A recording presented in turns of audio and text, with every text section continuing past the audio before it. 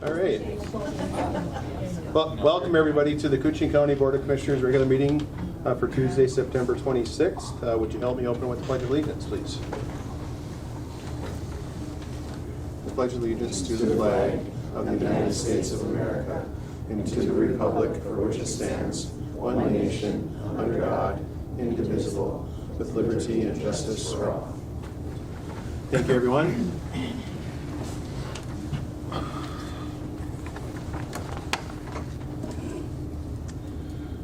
First order under county business is to approve the proposed agenda with additions and or deletions. We have neither this morning, no additions or no deletions, so Chair would accept the motion to consider approval. I'll make the motion. Thank you, Commissioner Howell. I'll second it. Thank you, Commissioner Roach. Any discussion on the agenda? Hearing none, I'll call the question. All those in favor signify by saying aye. Aye. Aye. Opposed? And motion carries. Next up is to consider approval for the minutes from the September 12th, 2023 regular meeting. I'll make that motion. Thank you, Commissioner Roach. I'll second. Thank you, Commissioner McIntyre. Any discussion on the minutes? Okay, looks good to me. No other discussion. I'll call the question. All those in favor signify by saying aye. Aye. Aye. Aye. Opposed? And motion carries. Next up is financial business. Chair would accept a motion for items A, B, and C, the courthouse claims, highway claims, and public health and human services claims. I'll make the motion. Thank you, Commissioner McIntyre. I'll second. Thank you, Commissioner Hill. Any discussion on the claims? Hearing none, I'll call the question. All those in favor signify by saying aye. Aye. Aye. Opposed? And motion carries. Thank you. Next up is to approve warrant void for, I think there was just one. Find it here.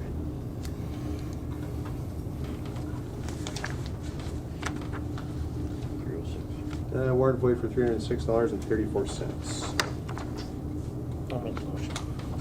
Thank you, Commissioner Hill. I'll second it. Thank you, Commissioner Roach. Any discussion on the void? Hearing no discussion, I'll call the question. All those in favor signify by saying aye. Aye. Aye. Opposed? And motion carries. Thank you. Next up is to set preliminary 2024 county tax levy. We had some discussion at a committee of the whole meeting here earlier this morning. That's some of the scenarios that we have come up with. The tax rate actually went down because of the net tax capacity went up. However, that does not mean that your taxes will not go up if we have an increase in the levy. However, they would just be spread over a different area. So the net tax capacity went up a couple $1 million Correct. or so. And I'll let Administrator Cole explain that a little bit better. We kind of went through and got some different scenarios. Obviously we have quite a bit of needs. We have some, I'll call them underfunded departments that we need to get that funding up. We're kind of running out of money in one of the departments that we're considering getting that fund balance back up there so we can rotate that money in and out. Certainly consideration. We're trying to get everything kind of above board, closer to where it should be. We're still really, honestly, even with this, we're still a little ways away yet. So, but we'll get there. We'll get there here hopefully in the next couple of years. So, but anyway, I'll let Adam, Administrator Cole, kind of explain a little bit of what we're looking at here. Sure. Current preliminary budget's running a deficit, so we're looking at not depleting our reserve funds and therefore going out to set a preliminary levy. With the preliminary levy is due to the state by the end of September here. And it is just preliminary, so we have until December, middle of December to reduce the levy. We can't increase it from here, so our goal is to set it and then continue to review budgets the next couple of months and then set it permanently in December. We put some scenarios together. Again, like Commissioner Schulboom said, we have some underfunded departments, and lower on deficits, but we put some scenarios together and are looking at, due to our net tax capacity, so based on assessed value of a property in the county, between last year and this year, it went up a little over $2 million based on either new properties or valuations went up. And therefore, our tax rate goes down over that assessment. So based on preliminary conversations in our committee of the whole meeting, I know we talked about setting it at 18%.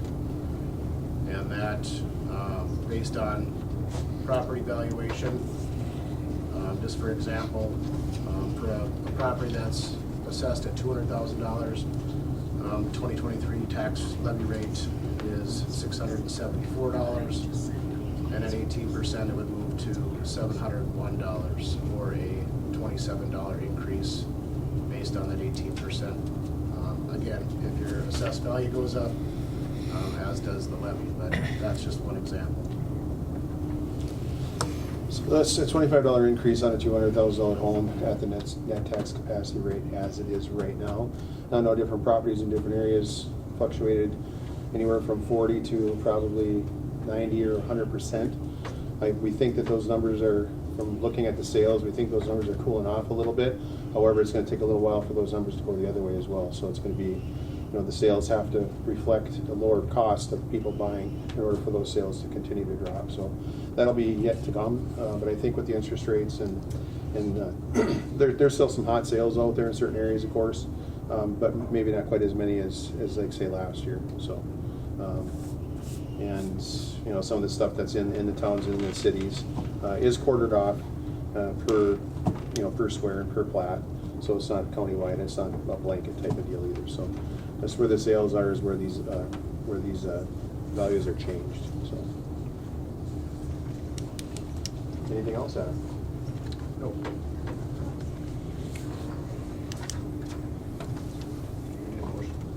Yes, we would need a motion for discussion, or a motion to set the preliminary levy for 2024. I'll make the motion. Thank you, Commissioner Roach. And what is wish of the levy? To set it at 18, and then we can adjust it from there. Okay. That motion set preliminary 2024 county tax levy at 18%. Do we have a second? I'll second. Seconded by Commissioner McIntyre. Discussion. Well, we have more work to do. Yeah, but we have a lot more work to do. we have, the county has needs that just have not been covered for many, many years. And the cost of inflationary is, I won't say ridiculous, but anywhere from 15 to 25%, almost across the board. Hopefully that's kind of cooling down a little bit too. But some of these things we need to do. We have equipment that we need to have. We have some environmental service equipment that we need to have to kind of keep things running out there, keep it fair and keep the costs appropriate. And we have insurance costs too. Insurance costs I think went up what, $240,000 or $340,000? $320,000 just in health insurance premiums for next year. So that just gives you a little snippet of what's going on. Plus we have a jail that we have to build, and we are indebted already for $690,000 for that. But we're not going to be indebted in 2024, but we will be in 2025. So we're trying to, if you can call this easing the pain, it doesn't look like it, but without having to be ridiculous in 2025, we have to make another indebted bond payment in 2025, the first part of 2025. So we have to have that funding obviously has to be there. So that's part of this too. That's built into this, is to kind of build a fund up and be able to take from that fund and then not have to increase the levy in 2024 for 2025, at least not as dramatically as what it may seem. So, but there'll be more to come to, and certainly pay attention. Anybody has any questions, certainly call Adam, Betsy, anyone here. We can certainly, if we don't know, we can certainly get those questions answered too. So, but any further discussion? Hearing none, I'll call the question. All those in favor signify by saying aye. Aye. Aye. Motion carries. Thank you. Thanks for all your work too. Next up is Human Resources. And we see a, Good morning. hello. Just a short list today. Okay, what you got? First item would be to approve the notice of temporary hire for Ms. Kathy LaFrance for temporary consultant for public health and human services, effective today, 9/27, per the temporary hire policy. And that's it on that one. Just a notice of hire. Notice of hire. Thank you, Kathy.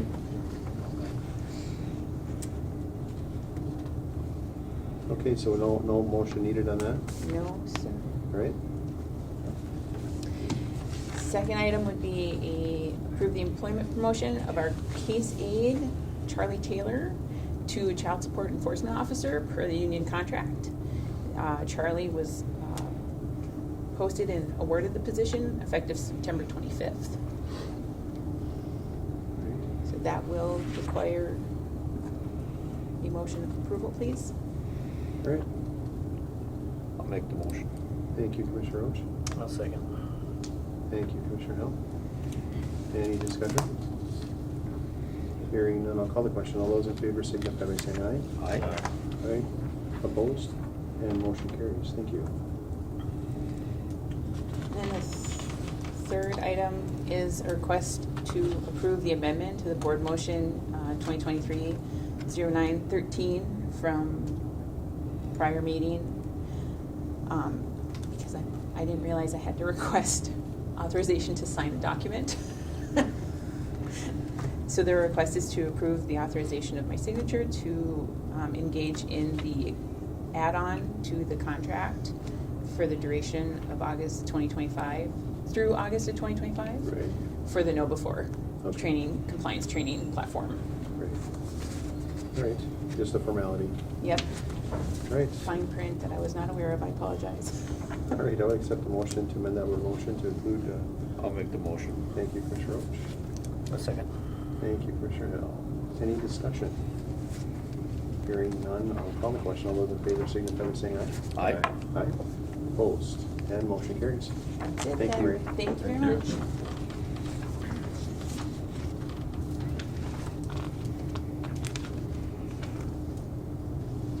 Next up, we have another amend board motion, 2023-09-17, to include signature date and authorize sheriff to sign. So Chair would accept the motion to approve that amended board motion. I'll make the motion. Thank you, Commissioner Hall. Second. Thank you, Commissioner McIntyre. Any discussion? Hearing none, I'll call the question. All those in favor signify by saying aye. Aye. Aye. Opposed? And motion carries. Thank you. Next up is approved rural fire. Hello. Good morning. How are you doing today? Good, how about you? Doing well. I noticed that the residentials didn't increase at all. Nope. Did the commercials change at all? Commercial, we've restructured a little bit in that we used to stop at $750,000 building value, and now we've raised it up to $1 million and added some increments in there. But even then, it maxes out at $250 more. It's a very small increase, so. And then the city of Rainier's was increased to, Randy Posniak did a recalculation for us based on new building values for commercial properties in Rainier, and then looking for any new construction, any new buildings in Rainier, and he advised us to raise that rate, so we went from $31,000 up to $35,770. That included a discount to Rainier because we just bill them in one bill and don't have to worry about sending bills to everybody. So very minimal changes, and probably the only changes to commercial in a very, very long time, and the only change to Rainier since we actually started this program with Rainier. So Very good. Yeah, it's great that you can hold that like that. yeah, we're doing well. So Very good. All right. Wishes of the board? I'll make the motion. Thank you, Commissioner Roach. I'll second. Thank you, Commissioner McIntyre. Anything else to add?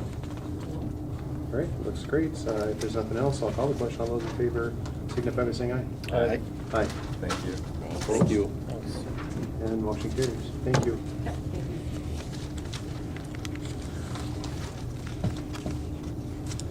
Next up is approved contract renewal for the annual audit. This is with Hoffman, Phillip, and Martell. We had a request just to see if there's any flexibility in the contract. I think the contract came back as a 3-year at a $1,000 reduction from the initially proposed cost. So I would imagine that the 5-year proposal would still be on the table. However, 5 years is kind of getting out our ways. We did do an RFP, 2022? So we're fairly current with that. And there was a little bit of an increase, of course, from then to now, but we're getting a little bit of reduction over 3 years. So and we looked at trying to have a little bit more of a reduction for a longer term. It might be better to go with a shorter term, then get an RFP out there, at the end of that term or before that term expires, and then to see where we're at then too. So in, like say, 2.5 years, we would go out for an RFP for these type of services, and they could obviously apply again, and then just see where the numbers are at. So that's kind of where we're at, but we're at the $1,000 reduction for a 3-year term. So it'd be, I think it's 49,000 49. per year for 2 years. Yep. So, and they do a great job, I understand. They come in here and they just are real seamless, and they've kind of been doing our books for a while, and really knowledgeable too. So certainly up to the board which direction we want to go. I'll make the motion. Your motion to include a 3-year? 3-year. 3-year, okay. I'll second it. Thank you, Commissioner Hill. Thank you, Commissioner Roach. And that's for the 3-year plan. Okay. Great, any discussion? Just, do I need approval for signature? Yeah, we'll Yeah, approval for signature. approve the signature for Administration Director. Yep. Make the Right. motion. Excellent. Any other discussion? Hearing none, I'll call the question. All those in favor signify by saying aye. Aye. Aye. Opposed? And motion carries. Thank you. Next up is Sonia, Administrator Sonia Pellin from the City of Little Fork is looking to kind of get a person appointed from the planning and zoning area here to kind of get some work Yes. finished up for the Little Fork Airport area. Yes. That- Kind of in a nutshell, I guess you'd maybe explain it a little bit better. It never Sure. did get filed or something like that, or? Sure. Thank you, Commissioner Schoblum, for inviting me to the meeting to let you all know a little bit about our airport. We recently completed an airport layout plan, and as part of that process, we discovered that the zoning ordinance that was adopted in 1979 was not recorded properly at the state level. Well, now to record it, the process has changed a little bit over the years, and they are asking that we go through the entire zoning process and follow the steps, which is why you were sent a certified letter. That's the first step in the process, is to ask that we form a joint airport zoning board that includes all of the jurisdictions that might have interest in zoning and the way the airport is zoned. And since the Little Fork Airport is not in city limits, it's just outside city limits, and anyone that was going to build something would be getting a building permit from the county, so it's in the county's jurisdiction. It makes sense to have county representation on that joint airport zoning board.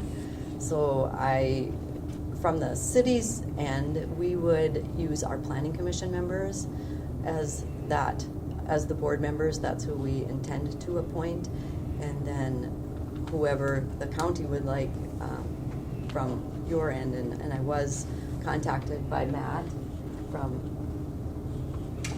the county,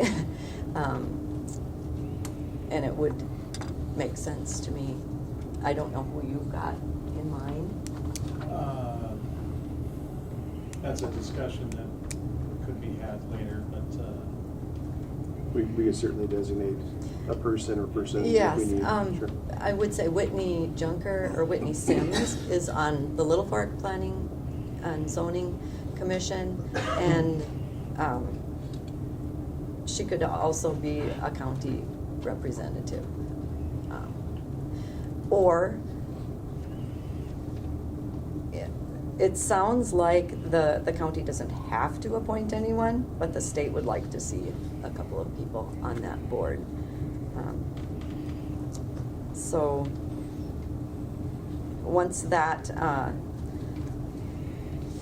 the board is appointed, if the county wants to appoint members, they would do that, and then the city would appoint their board members, and then we'd have a kickoff meeting and share the ordinance, and if there were any changes to be made to it, we are working with Melissa Underwood of SEH Engineering to go through this zoning process, and then we would submit the ordinance to MnDOT for review, and then there'd be a public hearing.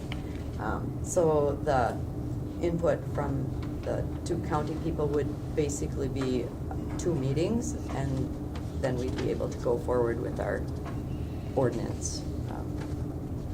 That's what the county members could expect, is 2 meetings. Well, could we appoint maybe Destry? You got time for a couple more meetings? And then Actually, maybe it a says it shouldn't be representative- county board How about meeting or Desiree and Whitney members. both? Excuse me? Desiree and Whitney, she's already on their board. Do we have to have a couple of board members? It does say that it shouldn't be county board members. Should be fine with members. Right. Well, scratch that idea.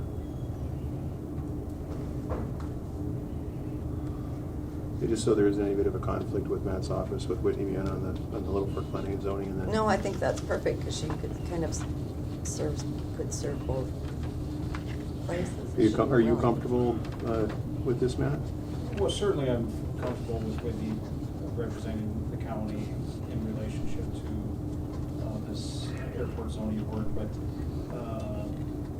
yeah, if you wanted to add a citizen member, we could bring that to our planning and zoning commission,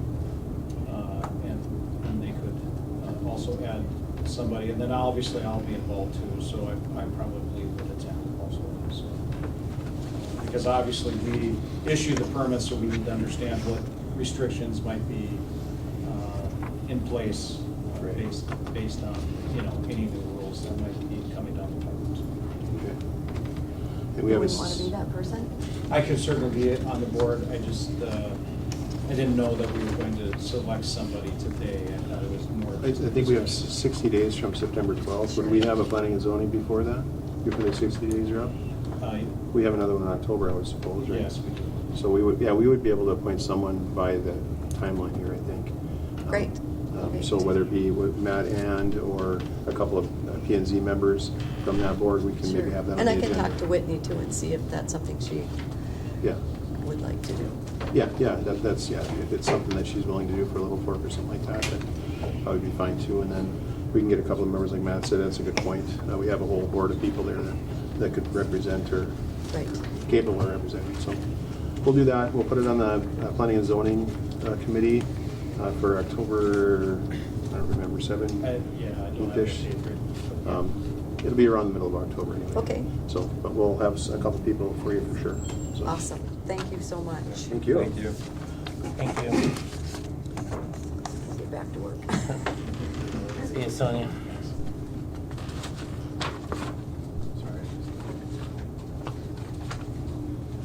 Mr. Chair. Yes. Sorry, I missed that. Well, we're going to pass this along to the planning and zoning for their October meeting. There's a couple of members from the planning and zoning, and Matt would probably be the staff person involved with that as well, and possibly Cool. Whitney. So then you can accept the resolution at a meeting, county board meeting after. After the planning and zoning, after the October. Very good. Probably the fourth meeting of October would be it. Sounds good. Good morning. All right. Next up is Public Health and Human Service Business. We have warrant, well, you snuck right up there, I didn't see that. A couple of warrant voids to take care of, and good morning. Good morning. Yes, we have 3 warrant voids to be approved.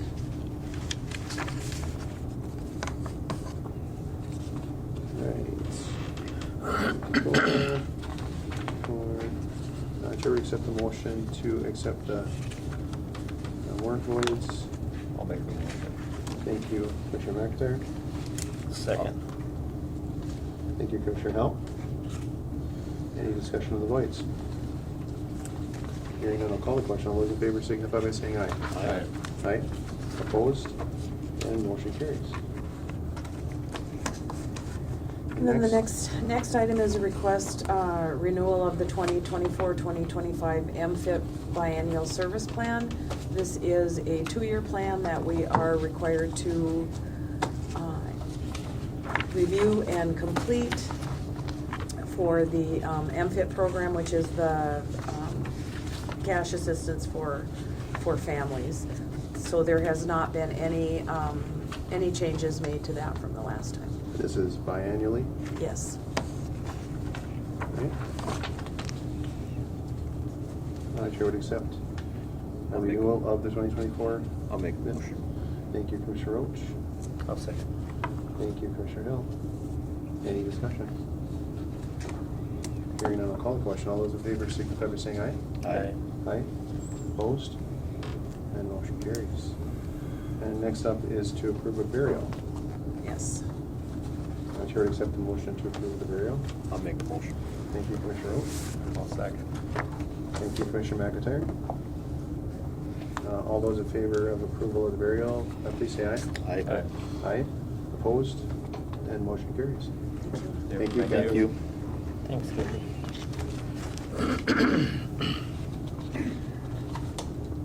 Next up, we have highway. Hi, Trent. Good morning.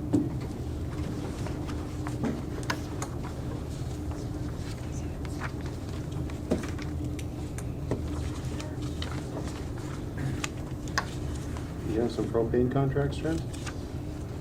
Yeah, the first item would be to award the 2023-2024 propane contract. This is a yearly item that we quote out. We got board approval on the 21st of March to quote it. Quote opening was held the end of August here, August 28th. At 2 p.m. we received 2 quotes, Lakes Gas and Northern Star Senex. You can see Lakes Gas came in at $1.46 a gallon, and Northern Star was $1.64 a gallon. They are the incumbent. They've had it for the last several years. You know, we've got feedback over the course of the last probably 3 or 4 years that the propane companies would like to see us buy our own tanks, so they're not continually switching if they get awarded the contract. You know, I've done some looking into it. It's expensive. You know, 1,000-gallon propane tank is $4,000 plus, and then we carry the liability along with that. Could be something we look into more in the future, but at this point, I would recommend awarding the contract to Lakes Gas for that $1.46 a gallon. You can see last year the contract price was $1.84, so it's went down significantly. Yeah, pretty good. Yeah, we did that too. We bought our tank. It was to be more independent, I guess. Yeah. I mean, this was at our private home. This wasn't for a business, but just then you could go wherever. You go to Northern Star, you go to Senex, set up a deck. You could go wherever you wanted to. So that's one of the options. But sometimes they're so close it doesn't. Maybe like you say, it doesn't matter. And of course, you're taking the liability too. Yeah. So a little different for a private homeowner, but.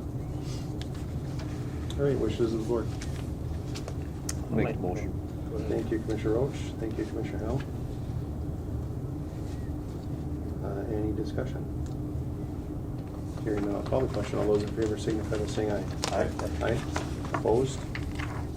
Motion carries. Thank you. Item number 2 here is declare and authorize the sale of Highway Department surplus equipment. I've got a list of surplus equipment here. First one is a tanker, tanker trailer. We've had it in possession for many, many years. We never use it. Never. We used it, well, I shouldn't say that. We used it to store calcium chloride 1 year. That was it. We got a half-ton truck here, 1998 half-ton truck, 1997 three-quarter ton truck, 2003 half-ton, 2006 half-ton. We've got the Polk Lane wheeled excavator, also known as Peppy, the little excavator that could. We've got the a lowboy trailer, some toppers, a decked in-bed storage unit, a scrap tandem box. This is actually Environmental Services, their box, and then some miscellaneous plows and scrap. No high dollar items in there. In fact, I would expect $500 is probably the most we'll get on trucks. You know, Peppy, that could push, you know, 3,000 to 5,000 maybe. The lowboy trailer, maybe that's somewhere between 5,000 and 10,000. So, just looking to declare this surplus equipment and get authorization to sell it. Absolutely. Mr. Chair? Yes. If I could add, if we could get that taken off, notify also Margaret, so we get it off our insurance. Yep, Thank you. for sure. All right, the wishes of the board. I'll make a motion. Thank you, Commissioner Roach. I'll second. Thank you, Commissioner McIntyre.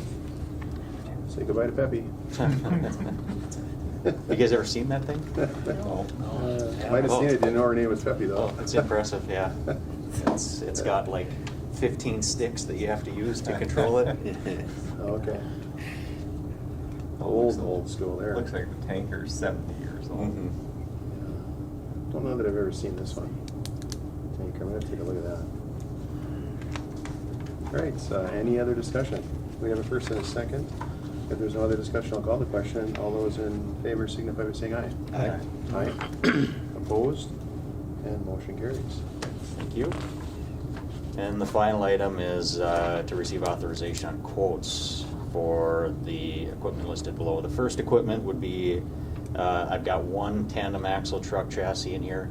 Again, this is just for quotes. If we went with two, we can certainly do that.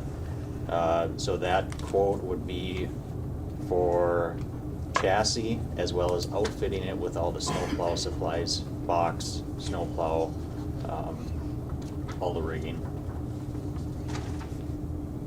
These have belly plows or belly plow on them too? They would have a belly plow on them, yep. And again, these quotes would be through state bid. For this one anyways, we wouldn't use Sourcewell for a plow truck. So if we have timelines on state bid that are ridiculous, would we go a different direction? No. No? Okay. No, No. not cost effective. No, like I said, we're gonna be looking at several different manufacturers. You know, we had been stuck in the with Mac. We really like Mac. However, lead times are just too significant for us to continue with them. So we'll look at Western Star, International, Volvo. Whoever. You know, I don't know if. I don't think Freightliner is on state bid. I know Peterbilt isn't. Maybe Freightliner still is, but yeah. So we'd be looking at least 3 or 4 different brands. All right. And then the second item there is receive a quote for a new lowboy trailer. You saw that the old lowboy was on the surplus equipment list. Frame is in dire need of something, and I don't think it's repair. But yeah, locally that would be a good trailer for somebody. So we'd like to go out to several companies and get a quote. We use state bid and we'll use Sourcewell for that as well. So. All right, sounds good. Chair would accept the motion to authorize for bids. I'll make the motion. Thank you, Commissioner McIntyre. I'll second it. Thank you, Commissioner Roach. Anything else to add, Trent? All right, no further discussion. I'll call the question. All those in favor signify by saying aye. Aye. Aye. Opposed? And motion carries. Thank you. Thank you, Trent. Thank you, Trent. Next up, Environmental Services. Hi, Matt. Good morning.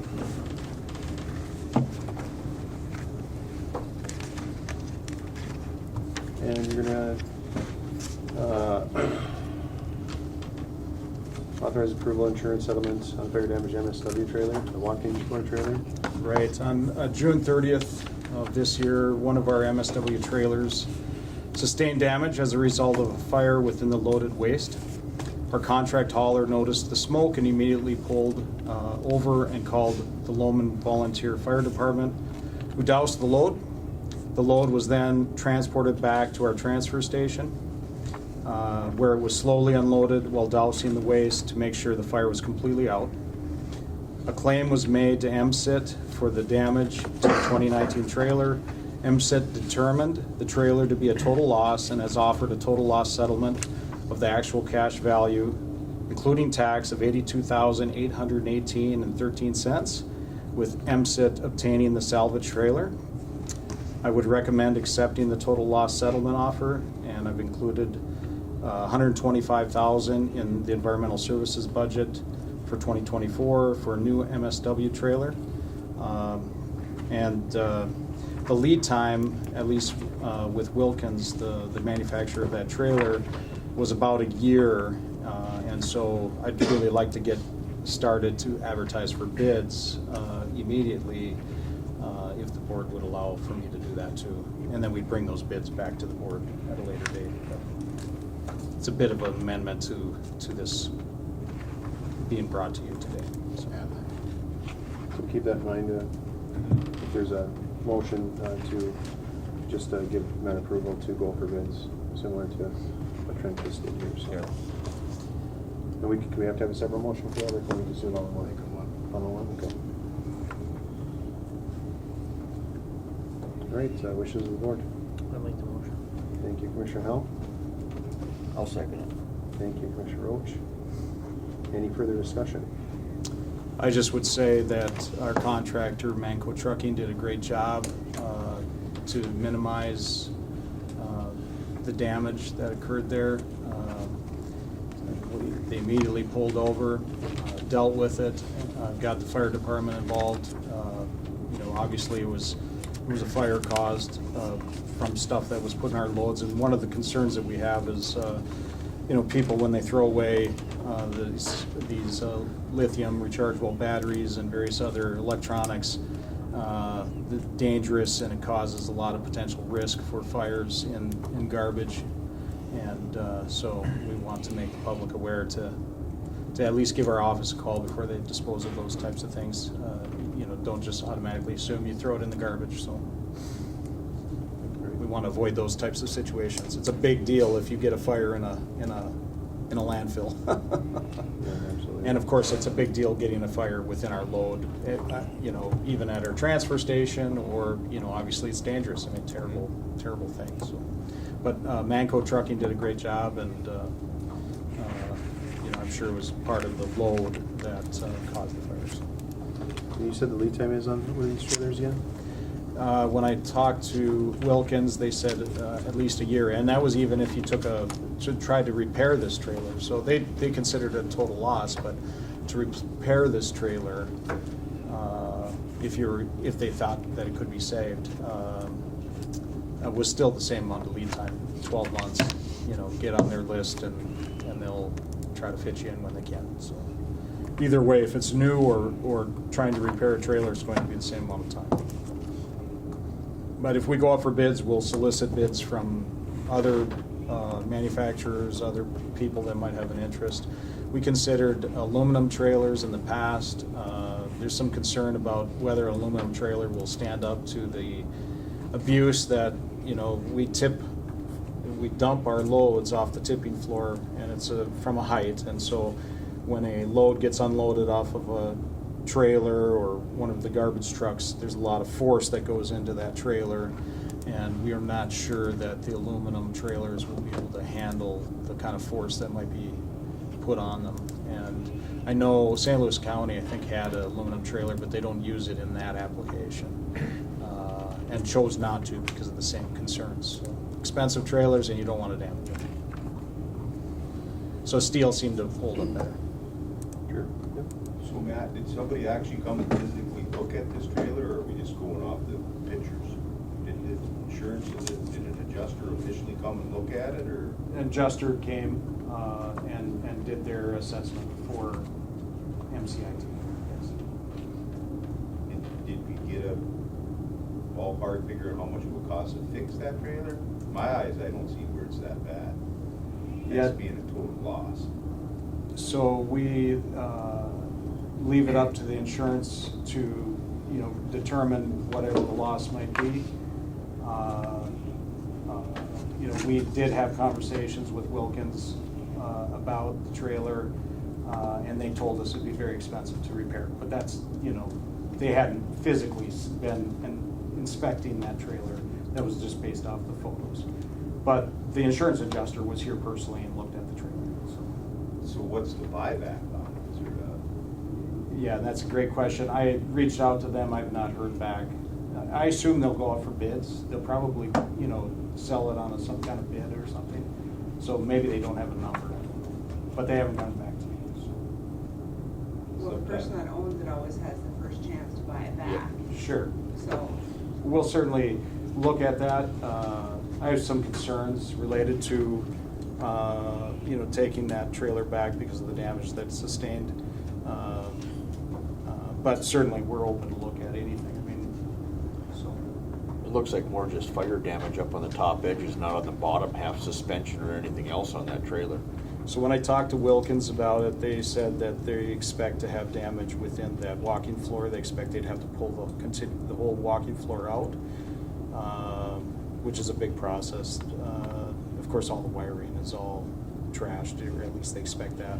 And obviously the walls have been warped. There's other things damaged related to it. So again, I'm just going off of the information that I received from the insurance company. They're insure the trailer, and it's their job to determine a fair settlement. And I believe the settlement that they've offered us is fair. If I depreciate that trailer as a 2019 trailer, if I depreciate that evenly over the 12 years that we expect the life expectancy to be, that's a straight line depreciation, the value that they gave us. Now, we know that those trailers, the first few years, depreciate faster than the last few years, right? So we know it's not a straight line depreciation, but the offer is based on their discussions with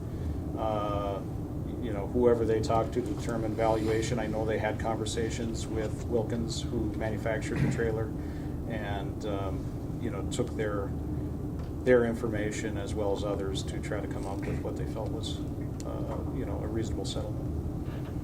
Their initial settlement was less. I said that was not. I thought that there was more value in the trailer than what they initially had talked about, and so they studied and called Wilkins and had more discussions about it to try to come up with a fair settlement.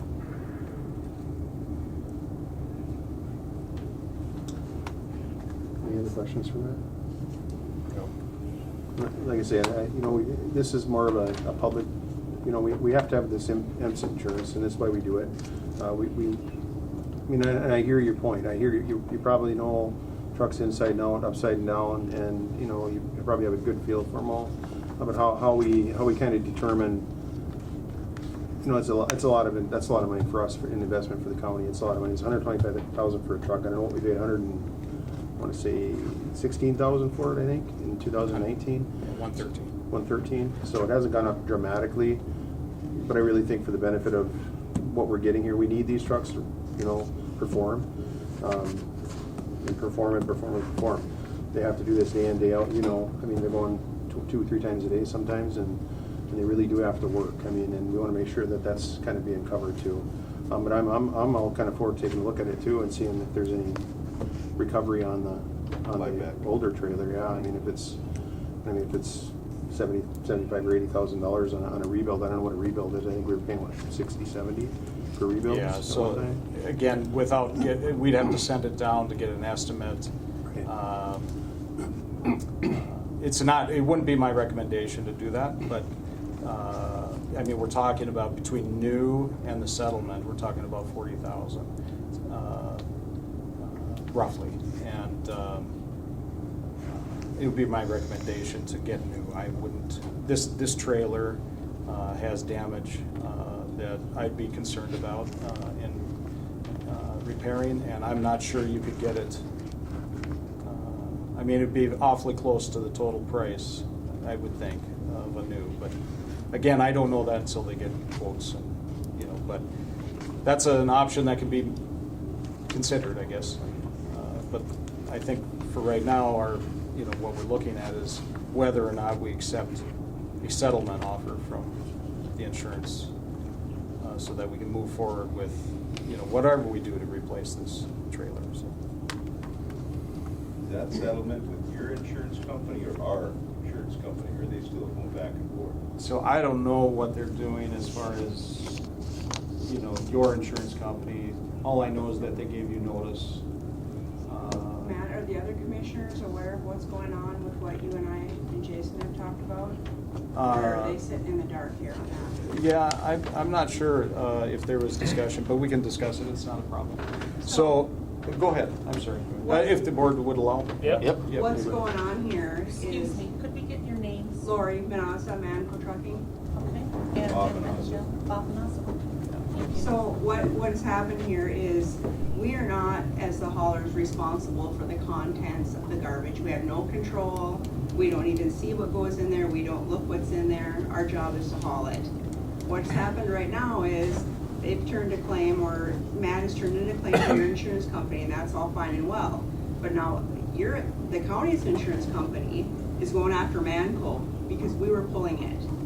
So now we've got our insurance company involved, and it's not our responsibility. If we had tipped the truck over, done any damage to that trailer, we wouldn't be at this meeting.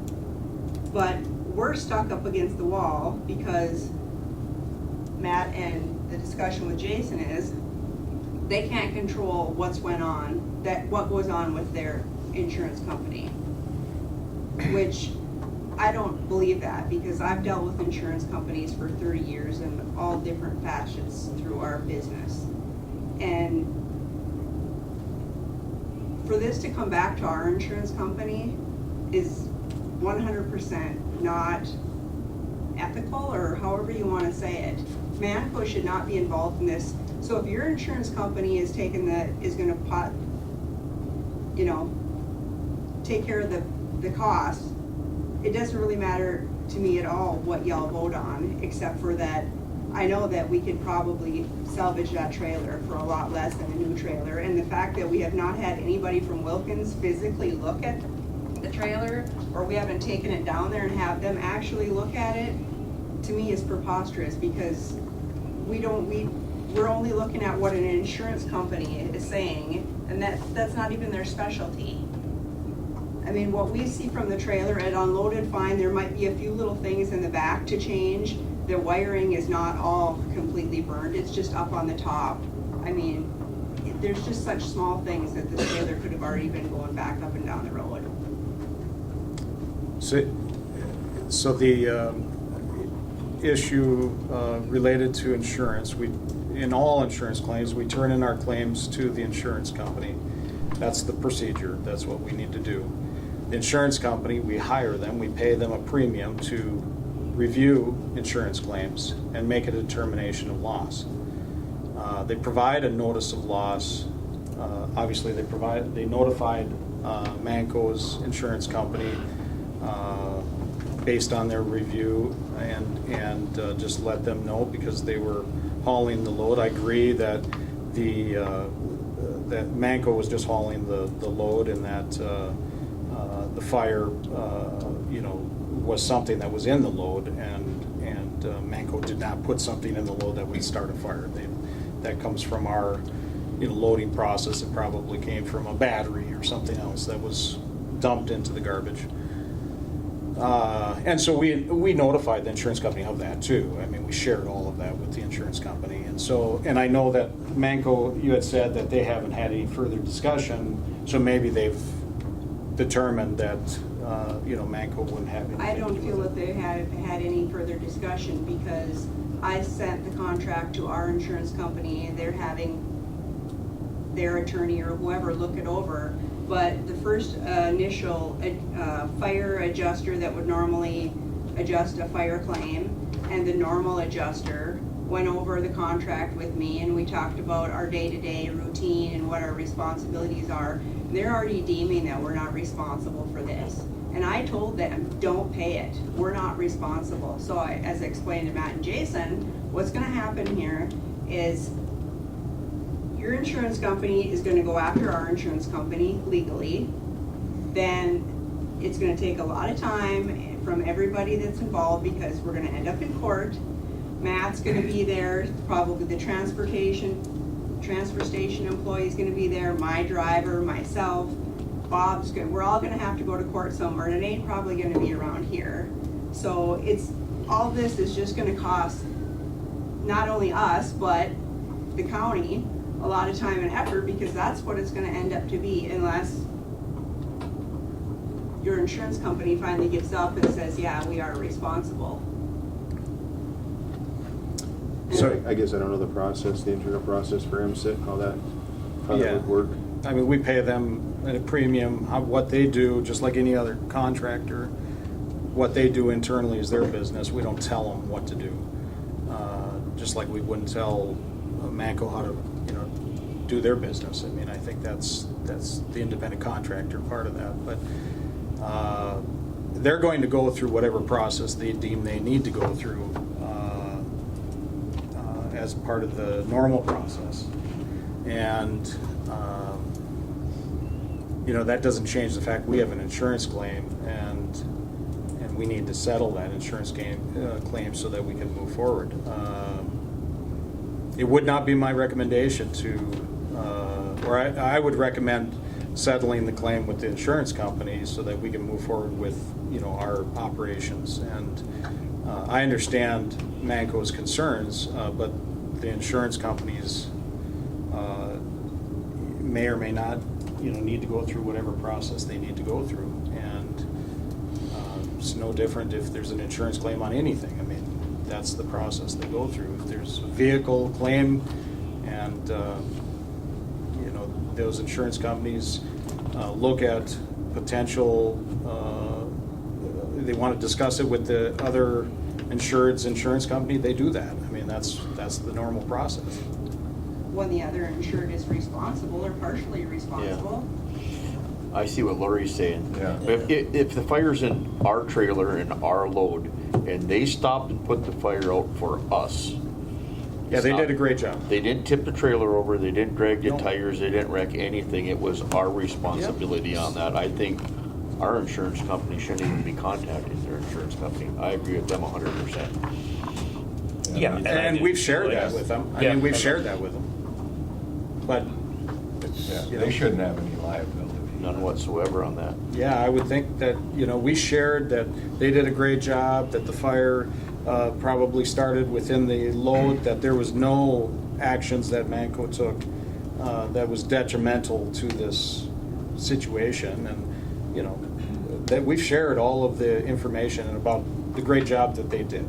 And we did share that information. We've had this conversation, Jason and I, Matt, Jason and I, Wayne. We've talked about this, but it comes right down to it. Too bad. That's the impression we're getting from the county. Too bad. Well, I sure hate to say that it's not too bad. But the idea of having a public entity going out and just paying claims, we can't afford to do that. As a public You entity. should take responsibility for yourself. No, I mean, I would believe in and trust that Matt, the guys out at the station, I'm sure of it. I know these things start just on their own. I know they had a fire out at the station. Over at the landfill. Exactly, and but I really think it's a slippery slope to get on when you have a public entity self-insuring. We can't afford to do that. We really can't. I know there's some counties out there in this state that do that, but they have millions of people in their jurisdiction too. We're just a small county. We do have to pay our premiums, and it is in the public interest to, and I agree with you. I too agree with that. You know, I don't really think the trailer is the responsibility, and I guess I look at it as well, what if the trailer would have burnt your truck? Who's responsible then? You know, so I mean, Our insurance would have paid for our truck. Okay. That's what we paid insurance for. right. Likewise with the trailer. I mean, that's kind of why we're paying insurance through MCIT, is to have that coverage. Exactly. To get, But then your you know, insurance should pay for your trailer. Well. Our truck is our insurance. If we don't do physical damage to the trailer, Yep. I just feel like we're talking in circles every time we have a conversation with you, Matt and Jason. Sorry, but Yeah. it's just. Well, I still feel it has to go through the insurance company. That's the only reason you're maybe thinking it's a circle. But I really do think it needs to go through the insurance company route. I think they need to hash it out. I've been through this too with different things. And it does land where it lands, and I don't hold you responsible. I mean, I know the insurance companies are looking for a person, and when you can run into a parked car, and I'm personally responsible for it. My parked car is partially responsible for being parked there, you know? I mean, so irregardless, there's a little responsibility there, no matter whether there is or not. I mean, and no matter what the contract says, I guess I'm not sure the legalities of the contract, and if that's what the insurance companies are looking at, then that's, you know, that they're gonna have to look at that too. But you know, and I'm not a insurance specialist either, by any means. So, I mean, I really feel that we have to follow the protocol of having the insurance take a look at it, vet this, move forward with the claim, and then kind of work on where this funding is going to be from. And if you hold payment, well, then it'll go to the next step. I mean, that's just the way it is. I mean, that's how it works, honestly. Believe it or not, it doesn't sound like it works that way, but that is the way it works. So it's you get denied and you refile and refile the claim. That's the way it is. That's what insurance companies are. They don't want to pay, so I don't blame them. You know, they want to make sure they're doing the right thing, and they're making sure they're covering all the bases too. So I mean, but I just really don't know that it'd be a good idea to take off with this and, you know, kind of pay it out of pocket. I mean, maybe if it was a private company, and a private company it might be a little different, but a public entity, we're taking on a pretty big liability to do that with all the insurance that we do have out there right now and everything that we have, through all the equipment, all the vehicles, all the people, all the, you know, stuff like that. It's a big deal. So, and MCIT would not appreciate that either. I mean, I think that we're lucky to have them as a carrier. So they do a good job. We actually do get refunded a certain amounts over and above our premiums back to the county when we have lower accidents or better safety or whatever. So I mean, it really is a good program. I mean, I gotta say, I gotta give it to them. You know, we do get a little bit of a stipend annually from them, most years, at least, for the good work that the county is doing. So, and that's a reflection of all the people and all the people that we associate with, too. So, I mean, I'm sorry you feel that way. I really am. I don't want to talk in circles anymore. So, and I know you know, and you've been dealing with it forever. So, yeah, I agree with that we need to kind of stick with the claim and move it forward in that direction. So. And we would tell the truth, that you did a great job, no matter what. I mean, we would say that. We've said that over and over again, and we've told our insurance company that you did a great job, and there was nothing that you did that, you know, created more damage to our equipment, you know. And so, you know, that's our job, is to tell the truth, and that's what we'll do. Great. Let's wrangle this back in here. Anybody have any other discussion?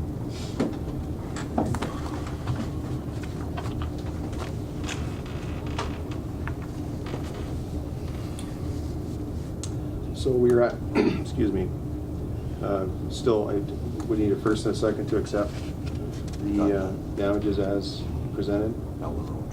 You do have, okay, yeah, sorry, I do. Oh, excuse me, Eleanor Roach, all right. Any further discussion? Hearing none, I'll call the question. All those in favor signify by saying aye. Aye. Aye. Opposed? And motion carries. Thank you for coming in, though, really. I know it just doesn't.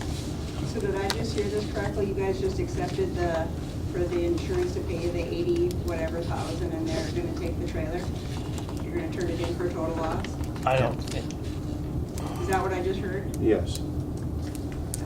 Now, like you say, we'll still have the option to buy back. There's still maybe something to be able, if there's, I mean, but if honestly, if it costs just as much to rebuild the old trailer as it is to have a new trailer, what would you do?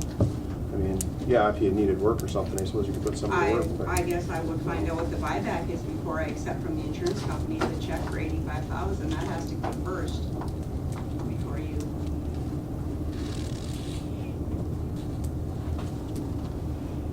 Ultimately, it's your guys' decision. I just wanted to make sure I knew what I was hearing.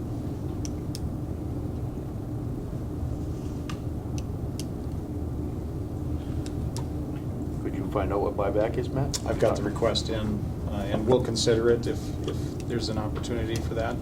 I make the assumption that they'll put it out for some kind of bidding process. They typically do. Usually the insurance carrying the claim usually gets the first chance at it. Right, but I think they still take those bids and then they say, We have to match high bid. yes, I think that's the case. Work like that forever. Yeah, yeah. But regardless, I mean, we certainly will consider that. I have some concerns about buying back that trailer after all the damage that it sustained, but certainly we'll look at it and, go from there, I guess. That's the bottom line, so.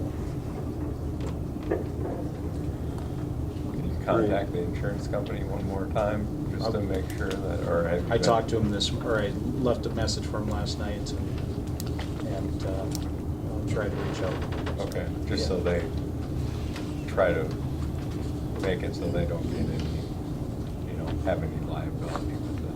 Oh, we told them over and over again that, the great job that they've done and that, that the load that was loaded into that trailer, the fire originated in that load. I mean, there's nothing on the outside of that, there's nothing that Manco did that would have started that fire. It's in the load, there's no question about that. And so, I agree with that they had nothing to do with that fire. All they did was help protect the trailer, help protect their equipment, did a great job as a contractor, and they've always done a great job.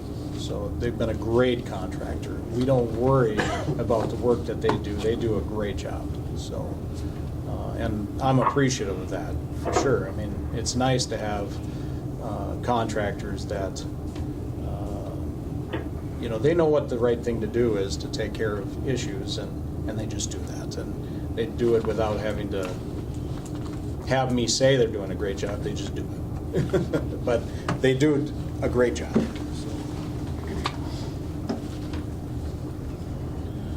Well, we'll find out what that buyback cost is. Would that be okay if we let them know that, Matt? Oh, sure. Yeah. Any information that I get, I'll certainly share it. And their insurance company is going after your insurance company? Is that, The county's insurance company is going after our insurance company, so ultimately, it sounds right now that it's gonna fall on us unless we have a battle royal over it. Well, I mean, they put you on notice like they do. I mean, No, they filed a claim with our insurance company, not notice. Oh, They filed a claim. okay. well, that's wrong. Yeah. Mr. Chair, for those online, would you please put yourselves on mute? Thank you. Thank you. All right, Matt.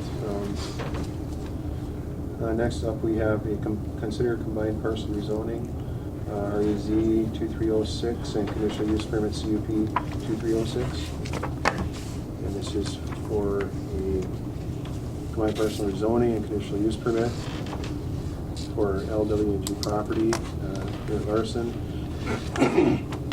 Parcel ID 15-065-00320 from R2 medium density residential to RR1 residential recreation, and the request for conditional use permit CUP 2306 in order to convert the existing residential dwelling into a short-term vacation rental property, i.e. less than monthly terms. The subject parcel is described as Lot 32, lying northerly of the center line of County Road 94, Forest Point, located in Section 27, Township 71 North, Range 23 West, Koochiching County, Minnesota. If you want to go over the planning and zoning. Yeah, I don't know. Is Garrett here? Or is he online? Not online. Garrett's So, This is Jim Humble. Will the public have an opportunity to provide comment during this process? I'm sorry I came in late with some problems with connection. Yes, Jim, we'll provide some public comment. Thank you. So the Planning and Zoning Commission met on Thursday, September 14th to hold a public hearing on this combined parcel rezoning and conditional use permit application from Garrett Larson. You've already gone over the description. It's located at 2689 County Road 94 on Rainy Lake. The applicant is requesting to rezone the parcel from R2 to R1 and request the conditional use permit in order to convert their existing residential dwelling into a short-term vacation rental property, i.e. less than monthly terms. The zoning ordinance sets out the requirements for a conditional use permit being required for conducting a recreation service-oriented business such as the proposed use. Current county policy is if rental is on a monthly or longer term, then there is no zoning or conditional use requirement. The Planning and Zoning Commission heard information provided by the applicant and the public at the meeting. The Planning and Zoning Commission voted to make the recommendation to deny the rezoning and conditional use permit application. And I've included the staff report, the meeting summary, and other information. So. And again, Garrett Larson, you are not here. Are you here? Just allow the applicant if they have anything to say. All right, thank you, Matt.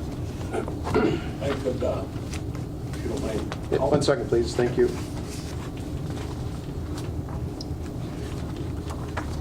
So some of the information that was presented at the Planning and Zoning, the Planning and Zoning Committee did make a recommendation to deny this application.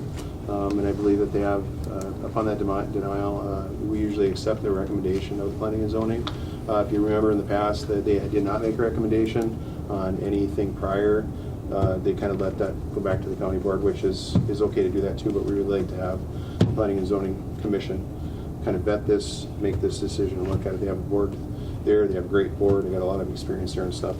But this is new territory too, to a certain extent. However, the 5 questions that are here, I think need to be answered and were answered at Planning and Zoning. And then for each of us here to consider the reasons for or against denial or approval of this would be to discuss, per question, I guess. So I think that just because somebody doesn't want something doesn't mean that's a good answer. That's not a good answer to say, well, I just don't want it. Well, I'm not personally going to ever say that because there's always some other issues that are always a consideration. So. And if the owner is not here, the applicant, I would then, you have anything else, Matt, to add? I could read the 5 conditions just for the Sure, go board ahead. and for the public just to hear.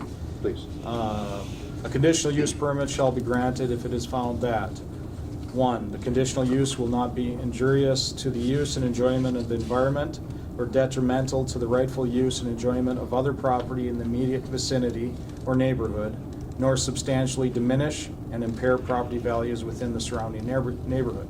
2, the establishment of the conditional use will not impede the normal and orderly development and improvement of surrounding property for uses predominant in the area. 3, the location and character of the proposed development are considered to be consistent with a desirable pattern of development for the locality in general. 4, the proposed development and or land use be consistent and in keeping with the spirit and intent of the zoning ordinance.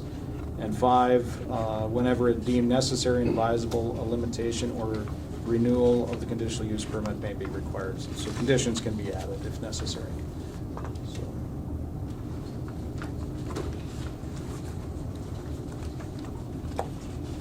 So those are the questions that we have to answer and kind of hear from the public, and then also consider overall when looking at the normal development, normal pattern of development. That's one thing to consider. Injurious to adjacent property owners, that's another thing to consider, which is our important issue.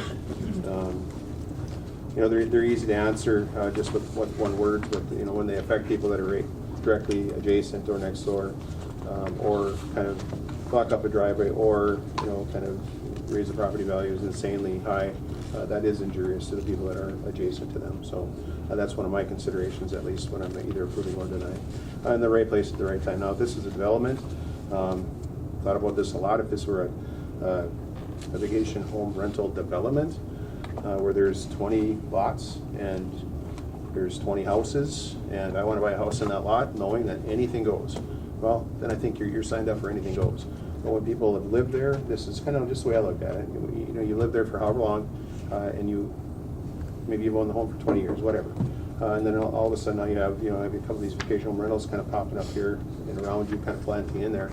To me, that's a business. It's not a home no more. It's a business. So, and we have businesses that do that kind of stuff. Now, I'm not actually opposed to it, but if the neighborhood wants it to be a neighborhood, then that should be a consideration of it to be a neighborhood, not a vacation home rental and a house and a vacation home rental and a house, because, you know, 4 of us could pool our money together and go buy these up, and there'd be no houses on the lake, and they'd all be vacation home rentals. So there's got to be some rules to follow and some type of a overall look at this too. So, and that being said, there are some things that we can do to make this process a little bit easier. We can actually have these conditions on a paper, so what's good for one is good for all. Very straightforward. However, what wouldn't change would still be the approval process. So it's still go through planning and zoning for approval, still go through the planning board for final approval, or denial, or all of that rolls. So, but we, certainly, I know we're going to be looking at in the near future. I think we have a timeline to try to have something on paper here by the 1st of, I say the 1st of June, end of May, to actually have this thing streamlined a little bit better, where it's either permitting and or some type of licensure process. But again, when you're changing a residential to a RR, you still have to have that planning and zoning and county board approval. So, and the conditional use permit again then would be tagged, and one of the conditions would be the permit or the license. Is kind of how I'm looking at it. So, and then tied with that would be all the conditions underneath that licensure or permit. Then the permit would be renewed. Permit's not removed. Permit's not followed. License would be revoked. So, in a nutshell, long story short, probably about how many months of work there, Matt? 8? Well, so yeah, you set a date of June 1st. We would like to hope to meet that date, but when we directed the Planning and Zoning Commission, we talked about they're going to take whatever time is necessary to make sure that they vet the issue and try to come up with something that makes sense for this county. But we hope that it can be done within a short period of time. So and hopefully by in the first half or by the end of the first half of next year. So, but there's no guarantees that it'll be done within that period of time. We'll do our best to get it done, and I'll push that way. So, yep, absolutely. There'll be public hearings. There'll be meetings with various interested groups related to that. But that'll be later on. But yeah, today we're dealing with this particular application for short-term rental.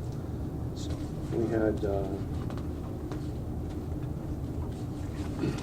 You kind of want to go through some of the letters now that we had. Do we have any of these? Yeah, or if there's some, I know that some of them are people that are here. They may want to just speak. I'm not sure if that's, but whichever way you'd like. We certainly can read letters, or I know that it was every letter was read at the Planning and Zoning Commission meeting, and then they took public comment from those that attended and also those that were online.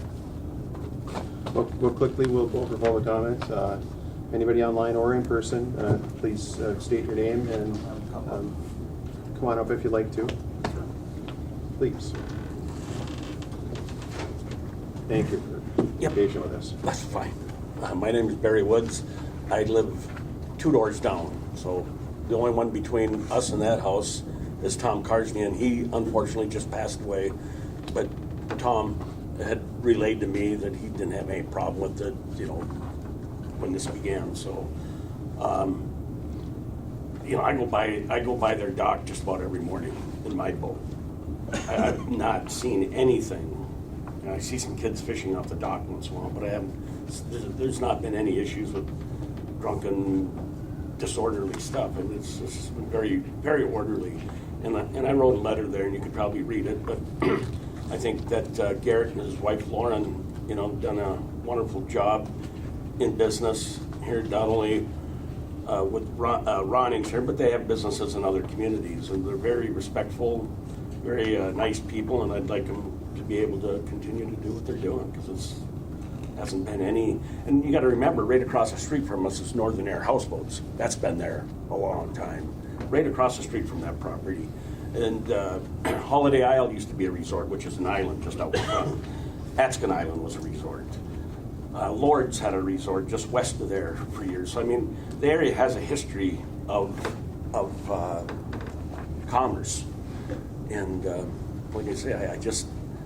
If there was problems, I could see it, and I know it's a complaint-driven system, but I'm there full-time. I'm there all the time. I just haven't seen any problems. So I'd like to see, obviously I'm a proponent of business too. I'd like to see the county do well, and if they're willing to pay lodging tax, whatever it is, 3% or whatever, I mean, or collect, I should say collect. They don't pay it, they collect it and turn it over. I think that it's a great spot. Great. Anything else? Wait. No. Well, thank you. Yep. For your support. You bet.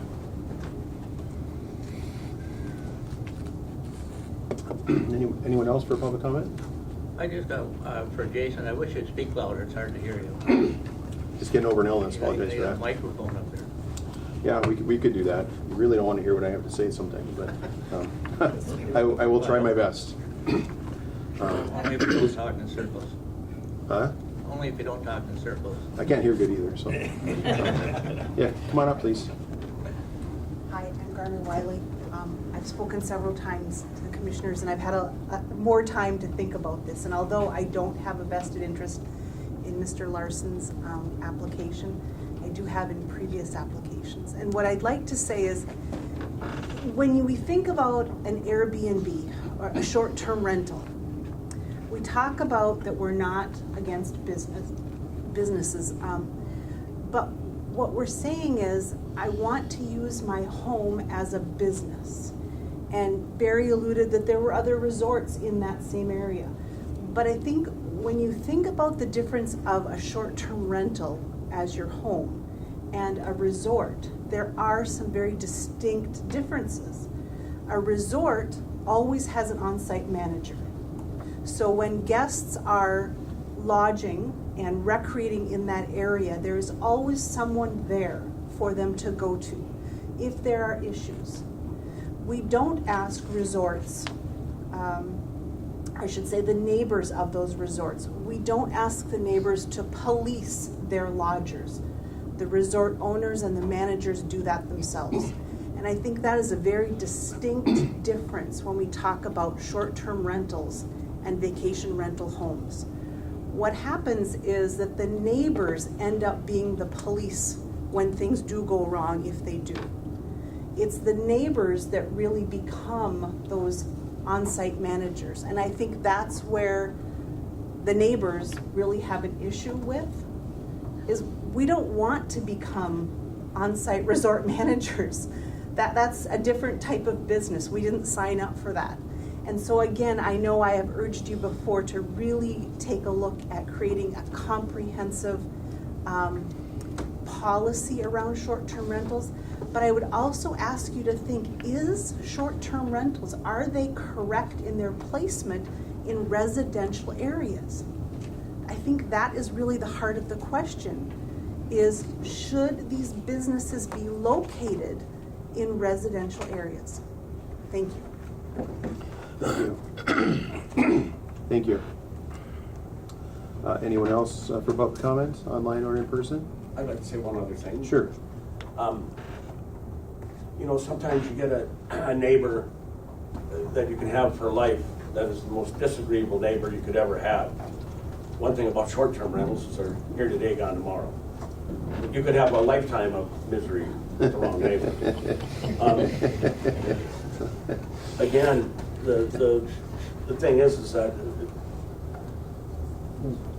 if we got people that are willing to invest in and picks up their property and stuff, it only helps the tax base of this county. And I would challenge you to find any sheriff's calls to any of the VRBOs here. How many sheriff's calls? I don't know. Maybe there has been, but I don't know of any sheriff calls to a VRBO. Right, right. You know, is it a problem, constant problem? Is it Well, I think there's a fear there, to be honest. I really do. I think it's a fear of the unknown, and I think there's been some bad spirited things that have happened at maybe some other places that are around the area that maybe don't even have a permit to be operating, for one thing. If you don't have a permit to be operating, you shouldn't be operating, period. And if you do have a permit, how do we know what it is? I mean, and it's not like we need to know everything, and I don't want to know everything either, but you should be respectful of your neighbors, I would certainly think. And that's just kind of, but it's summertime on Rainy Lake, what are you going to do? I mean, we go up there, we're there to recreate and have fun too, a piece of quiet, go out in the woods somewhere.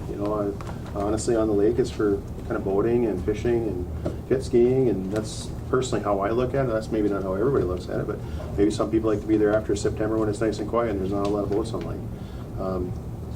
But I mean, I hear the point of Ms. Wiley's concern of them being in residential neighborhoods. However, I'm not aware of any calls, specific calls, and I think that's where therein lies the fear. But I think there has been some instances where there's has been noise and noise issues with even an unlicensed one, perhaps, that's in the area. So, but I think one of the things too is within this policy and within these licensures or whatever happens to be, we can have in there, say, if Jeffrey calls the police on me because I'm having a party, and the police come out and say, well, no, it's not really a party. And he does that a couple times just to get rid of me. Well, he's going to get fined $500 because you made a false claim. So there's things like this that you can do to kind of mitigate that as well. To get around, I wouldn't say get around it, but at least mitigate it. So if there's truly a problem there, then absolutely let's fix the problem. But there's truly not a problem, and you're just wanting to not have these people around you. People are people. If you didn't know any better, think of it like this. If you didn't know who was there, would you know who was there? It's none of my business what my neighbors do. I mean, if I'm not good friends with them and they're not telling me, I'm not going to go ask. It's none of my business if they got 10 cars in their driveway. If they block my driveway, well, then I can say, hey, you blocked my driveway, you got to move your car. And that's the way it is. So if you don't know, you just don't know. But at the same time, I think some of the licensure and some of the idea of having permits for these is for the safety of the consumer too. I mean, we don't want people to come up to Rainy Lake, stay in an unsafe, house or whatever, and end up having something bad happen, and then also when these ground rules are set, well, then everybody's on the same page. So, I mean, I do think we'll get there, but I think still, again, it's going to rely and depend on the area and depend on, the benefits and the pros and the cons of what this is. Now, like I say, I think we have to preserve some of the community too. I really do. And what that looks like, I don't know. Would I like to see these rentals one right after the other? Probably not. But is it a moneymaker for folks? Absolutely, it is. But they don't pay any more money to the county other than licensure fees. We don't get any more tax out of them. They won't get more commercial tax like we do from Northern Air. Northern Air pays commercial tax. They pay a lot of money. And now I know they got a big operation. And I know some of these others are the same thing. Whereas these are just R1. They're no different than just a regular house. So there is no extra funding or extra deals for this where people are substantially, collecting extra cash and extra money to run this out of their technically home upon approval from this board. And one of the things personally that I have issue with is we are now creating a money-making opportunity when we do these. Because now Ricky has one and I don't. His property is valued more than mine because he has that RR1 with a conditional use tagged onto his property. His property is going to be automatically worth $100,000 more. You want to know why? Because he can rent that thing out every single day for $300 a night, and he can collect that year round. Now, is that the only way to look at it? No, it's not. But it's a truthful way to look at it. Think about that. When you have a permit on here, if you think we limit it to 40 or 30 permits, I bet you $1 to a donut, those 30 permits would be gone in probably 3 or 4 months if you really wanted to permit them. Because I think they're out there right now. Excuse me. I think these permits are out there right now to where they're just maybe not going through the permit process or through the conditional use permit. So, that's one consideration. We're kind of stepping into private enterprise and private business when we provide a license for kind of a private homeowner, you might say. When we have a business that's right across the street, that's paying who knows how much in tax, tens of thousands of dollars, it's got to be a consideration too. Resorts, same thing. They have lodge rooms, they have cabins, which I heard they're doing quite well, which is great. But then, like you say, there used to be one there, there used to be one there, there used to be one there. I remember those days. There used to be several resorts on the lake, and now it's kind of clamped down to the big 2 or 3, or the 3 or 4. And then there's still a few mom and pop, campsites and stuff here and there through Rainier and that, but there's been quite a bit less than there ever was before. So it's just some of the things that I think we have to consider overall looking at this and giving a good look objectively. But certainly don't take that as I'm totally against anything. I think with the proper rules and things like that, I think anything can work. So I think people are people. You're going to get a bad egg once in a while. It's just the way it is. So it's to be expected. That doesn't mean they should pull a permit for one person that can't follow the rules. That person maybe just never gets to rent to that place again. I don't know. So there's always things like that we can do too. So, but Jason, anyway. can I ask you something? Did you say that VRBOs and Airbnbs in this area don't pay a lodging tax? They do it. They do if they're registered, but they don't if they're not registered. Okay, so the permit you're going through now is to get everybody registered so they're paying the lodging tax. Well, we appreciate the people that apply, because there's people that don't Right. apply. They go out and rent these out, and it's not just it's 3%. Right. Well, it's But 3%, it's something. but it's something, and it goes towards the advertisement of the area, which is a good thing. So maybe draw people here, so every little bit helps. But moreover, we would then be able to have these safety guidelines in place to where they have to follow these. We don't want to have a hot tub exhausting into a bedroom, and you've heard of these happening all over. It's just one of those unfortunate things. We think it'll happen. Well, probably not. Hopefully not. But if you're taking a good look at it and you're actually following the rules of doing that, well, then you can be sure that it's not going to happen. I just didn't quite understand. I thought you said they weren't. None of them were paying a lodging tax, and I was like, wow, why? That's what my question. No, they do. And the Visitor Commissioner Bureau, I think they carve out an area. I think International Falls, and it kind of goes up toward Rainy Lake. It's not countywide. So then it carves out some of the resorts in the areas, which encompasses, I'm sure, probably all the houses or nearly all the houses up there. So, but. There's someone up in there. Any other public comment? Mr. Hummel? Yeah, Mr. Chairman, thank you. I was able to, this is Jim Hummel, and I live at 2685 County Road 94, 2 houses down from Mr. Larson's short-term rental. And I had submitted through Mr. Roach, and I appreciate his assistance, and actually Mr. Gwynn had been tremendous help in trying to work through this issue.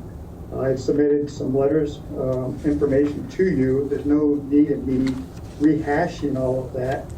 I guess before I provide any more comment, it'd be interesting to see if you have any questions or any more clarification from the information I provided to you before I say anything more. Anybody have anything?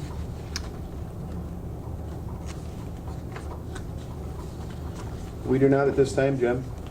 Okay, very good. So I guess the key with all this is that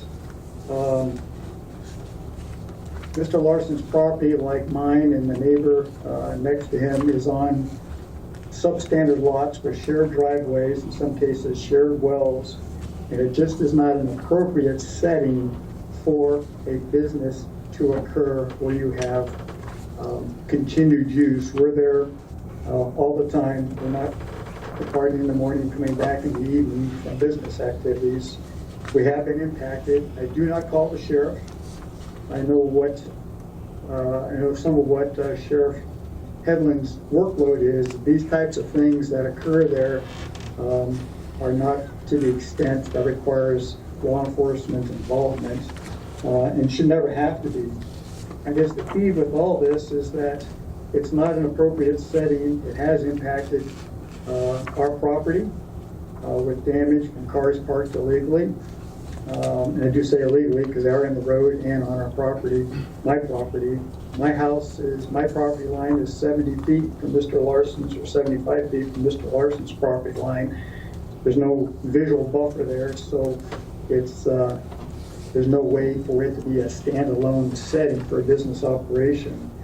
I'm also, concerned about the integrity of this whole operation based on the, frankly, investigative work I've had to do and the contacts and conversations I've had with the, quote, short-term renters. Mr. Larson's been operating since the end of May, that business, actually since the spring, and was advised, Mr. Gwynn can correct me, the end of May, that he had to have a permit, and he didn't get a permit application into you until he was issued an enforcement letter. So that just tells me that there's just not the acumen and the sensitivity to being a good neighbor, a good businessman. And from what I understand, it appears that he's still operating illegally without a permit. So those types of issues express a lack of desire to comply in a manner that would meet the needs of the county, and makes me concerned about what the future would be like with an operation there. So with that said, I just ask that you would deny the application. The other issue that's going on there now is it's set up for 12 guests. It's on the website to book today, and there's an apartment on top of the garage. It's a separate detached building on this substandard lot that's been renovated to accommodate more people, which doesn't have any zoning, hasn't met any zoning requirements or variances or whatever. I just get the feeling that Mr. Larson is going to do what he needs to do to make his business work, and the neighbors are going to be impacted by it. So I just ask that you would deny the inappropriateness of the application and its detrimental impact on the lives and the activities that we have there. That's all I have. Thank you. Thank you, Mr. Hummel. Mr. Chair. Yes. I just want to make a couple comments related to Mr. Hummel's comment about substandard lot. It is a 75-foot lot, and the minimum, it does meet the minimum lot size. So I just wanted to make that comment. Although the houses are fairly close together, and 75 feet is not a very wide lot. But I wouldn't say it's substandard. They do have shared driveways. That was another item that was brought up during the public hearing. And to address the issue of a guest quarters above the garage. Again, I did provide all of the information to the applicant about, what needs to be done as far as short-term rental, and we also discussed the guest quarters above the garage and how the current size of the lot, the current requirements are not met.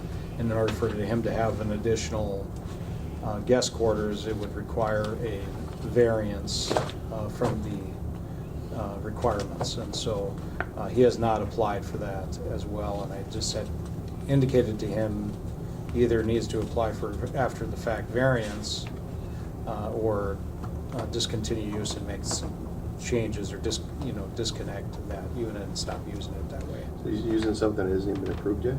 That's correct. Well, I shouldn't say that. I don't have evidence of that, but there's been allegations that it's being used as a guest quarters. So just making you clear about that. So I know it's all finished off up there. I've been up there. okay. So the requirement is it has to have a duplex-sized lot, which it is not, and there's some other things related to that. So it's shoreline rules, and he needs to go, if he wants to be considered, he would have to apply for a variance for that use. And again, that's separate from this issue, but I think that's what Mr. Hummel was referring to as something that's not in compliance. Anyone else for public comment? You had your hand up? Someone back there? Well, I mean, I didn't, and all due respect to Jim, I haven't seen any illegal things going on there, and I don't know what, do you have verification of that, Jim? Or have you called the sheriff, or? Do you guys want me to get in contact with Mr. Woods, or do you want me to provide specifics other than what I provided for you in the written data? You can provide your information to the board, please. Okay. I have documented situations that I submitted to you in writing of where the individuals occupying the residence stated they were renting, and in several occasions, and were not aware that Mr. Larson did not have a permit for it. So from my standpoint, the apparent illegality of them renting that place without a conditional use permit is the statement that I'm making. I thought he referred to people who were on his property. Or somehow. He just was unpermitted. Okay, but Yeah. that's the legality, is just unpermitted. Yeah, I thought he said he was had unpermitted, and then people on his property, I thought yeah, that's what he said. and then his extra garage, he didn't get a permit to fix it all up. The garage part of it. Okay. Thank you. Anyone else for public comment in person or online? Hearing nothing else, there were some letters that went out in the packet. I don't know that I'm going to necessarily read those letters. We've heard from Mr. Hummel, we've heard from Christina Ham Peterson, Rick Peterson, which are right next to Larson's. Not Larson's, but Karsnias, I believe. Right in the next driveway there. I think they're the next people over. I didn't talk to them when I went up there. There was nobody around, so.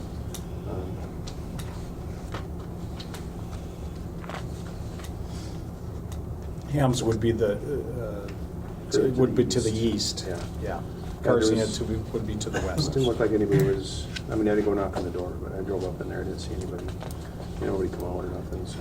I believe they're, and Jim Hummel, you can correct me, but I think Hams is, are they right next door, or are they 2 houses away? 2.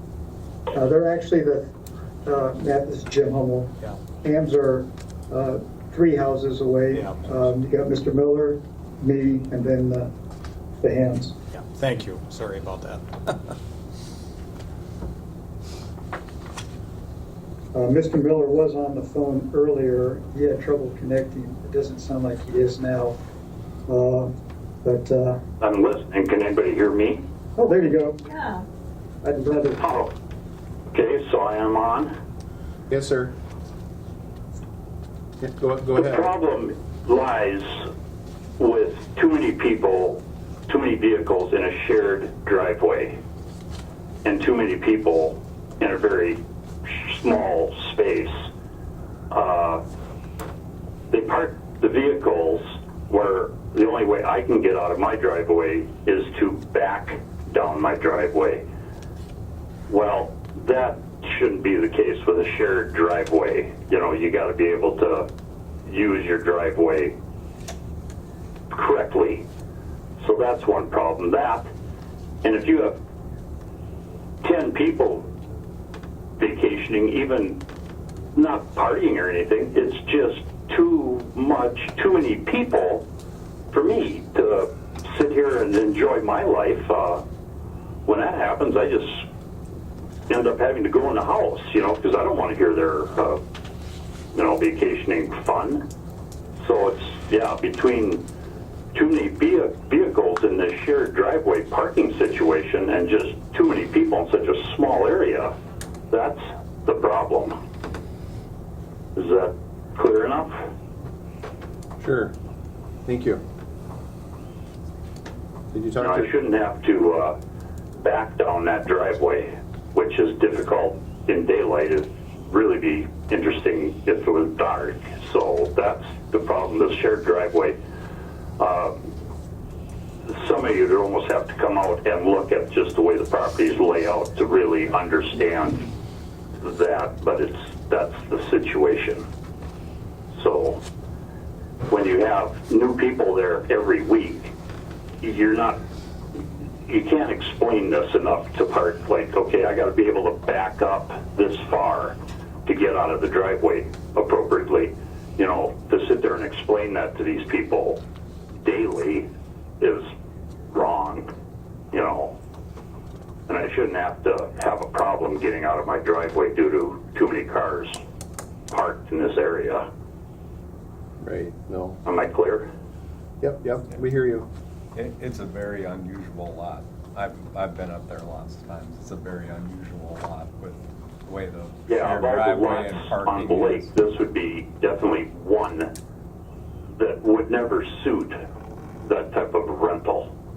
You know, it's too many vehicles and no place to park them. Yeah, I think that there's certainly a concern there. I did look at the driveway as well. You can probably get 3 cars in that driveway, but like you say, if anything more than that, it's gonna be a little tight, I think. Yeah, 3 cars in the driveway, Yeah. but I got to be able to back up almost onto their apron where the cars would be parked to make the turn to go down my driveway. If the cars are parked like that, I can't make the turn. I have to then back down the driveway. I don't create that problem because my garage is smaller and set back further. I can have a vehicle parked in front of my garage, and there's plenty of room for Garrett's people to back up and make the turn to go down the driveway. But I can't, just the way the properties lay out in the buildings and the driveways. How long have you lived there? 6 years almost. And I live here year-round. You're year-round, okay. And also, if I were to ever sell this place and knowingly sell it to a short-term rental, that is not going to do anything for my property values. I'm sorry, that is not a plus. That would be like, oh, I don't want to buy this place. You know, really, who would?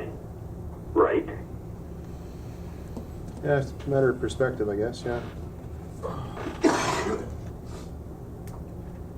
So, yeah, I guess between just all the vehicles and just a lot of people, very close, you know. My deck to their deck, I don't know how many feet it is. It's less than probably 50 feet. You know, these are tight quarters, and yeah, it's not there's no buffer, no tree line, no nothing there to stop it. And I don't want to be a part of other people's vacation. So that pretty much is what I got to say about it. As far as illegal partying and all that stuff, yeah, I haven't noticed any of that. Yeah, there's some parking in the ditch that I wasn't very appreciative, that rutted up the ditch. And that can't be, because that wrecked the ditch. I tried to flatten it out, the ruts out, but yeah, you can't park half in the ditch and half on the road, especially if it's somebody else's ditch that they have to mow. That's just wrong. So, yeah, this does not work for a short-term rental. I think that's about all I have to say on that, and that should be enough. Okay, thank you. Anyone else for public comment online or in person? Covered all the public comment. Thank you for that. Thanks, everyone.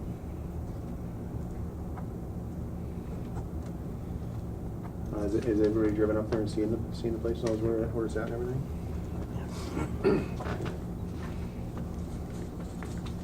All right, I will turn it over to the board.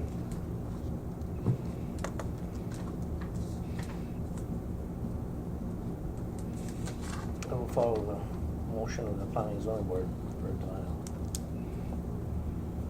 Deny.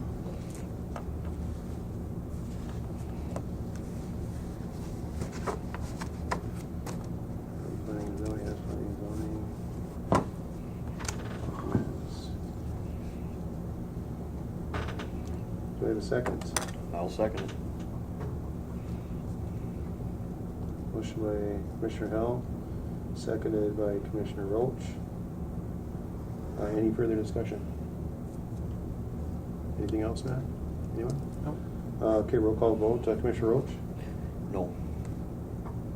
Commissioner McIntyre? No. Commissioner Hell? No. I am a no.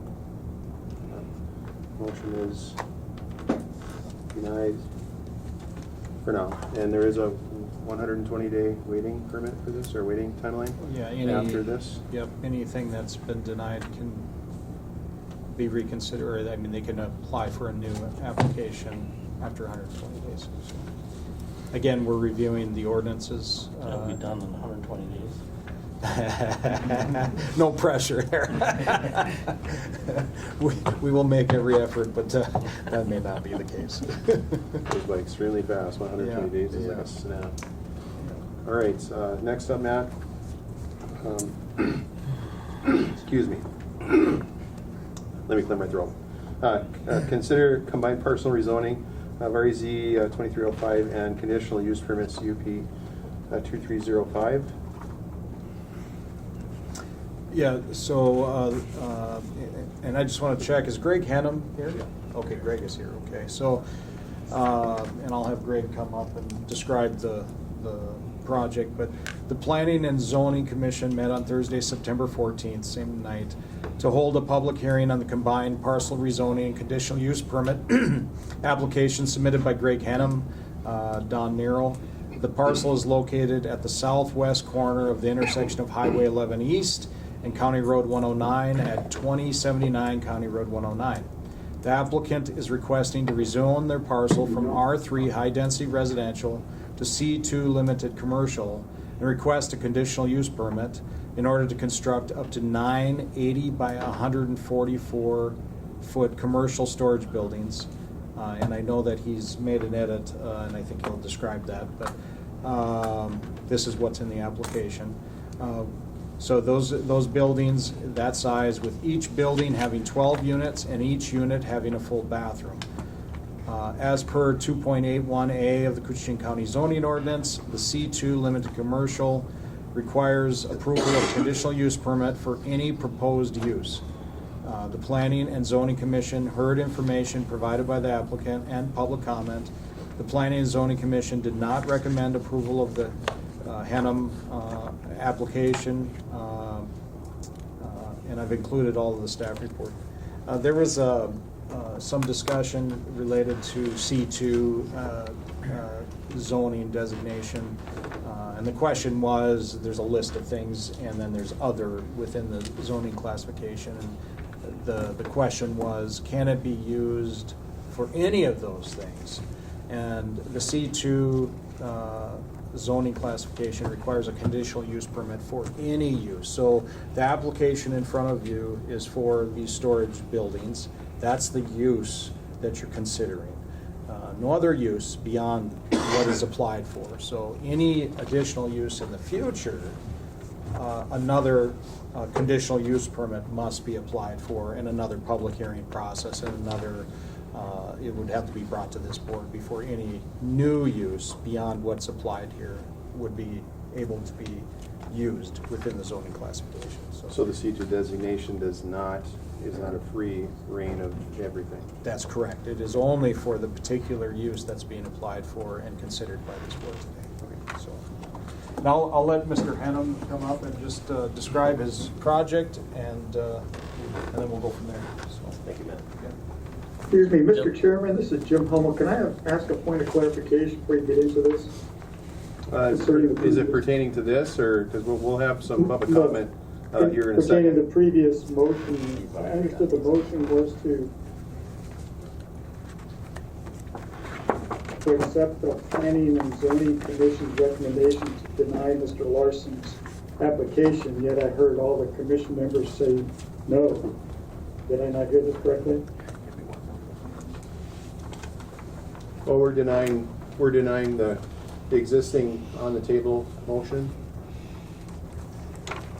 So he was requesting approval, and we denied that. Very good, thank you. Sorry for the interruption.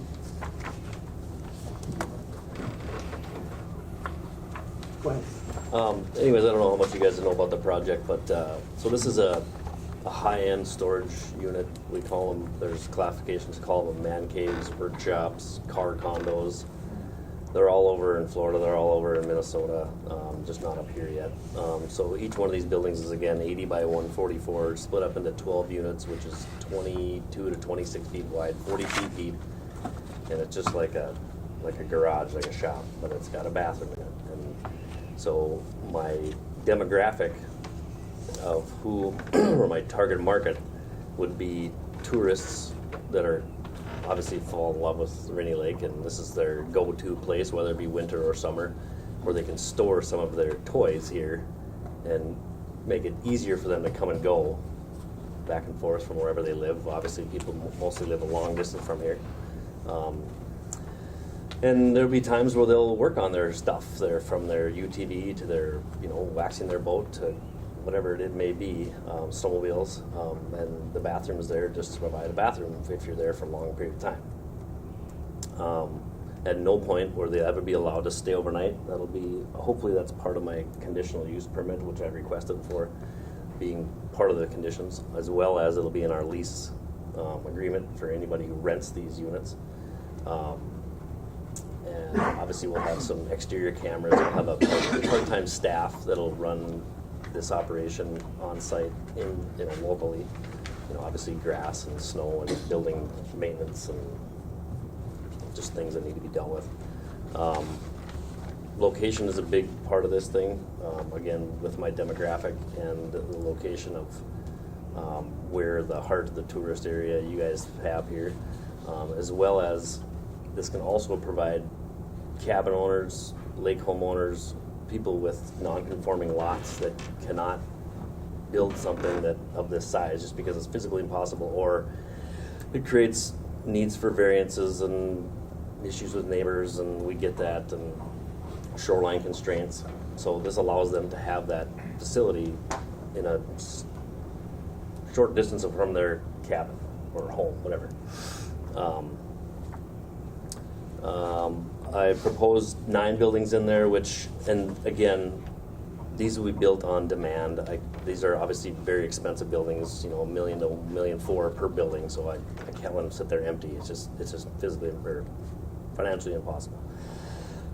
So when I hired Arrow of the North to help me with this, we just put in there what could be done, and obviously it's best, based on the public comment, to remove number 9 and increase keep my buffer to a minimum of 50 feet from the property line. So my goal is to keep these buildings unseeable from the road, from Highway 11, from 109, from 224, and not create any additional access points than it's already not only there, which is right off of 109. I've talked to the DOT. I had some trouble getting hold of Trent, playing phone tag. DOT has zero concerns as far as access because there already is an existing turning lane there, and they require a turning lane when it hits 100 cars or more a day, which I will be way less than that. So I would not create any additional access to the property. We will also not allow any sort of commercial activity there. You can't rent a unit and have a farmer's market there every Tuesday, or you can't start up a welding shop or a car repair shop or anything like that. There's no commerce can be happening on these sites, nor is there little things like there's no plugins on the exterior of these buildings. The lease will also require or not allow you to park anything outside the buildings after dark, overnight. So everything goes inside. There's no dumpster there, so there's no trash issue. If you create trash in your unit, you take it with you and dispose of it, at your home, or you take it home with you. Stormwater, wetlands will all be addressed on this. I know there's some concern that I learned in the public comment about a flooding issue on 224 and 109 in that southeast corner.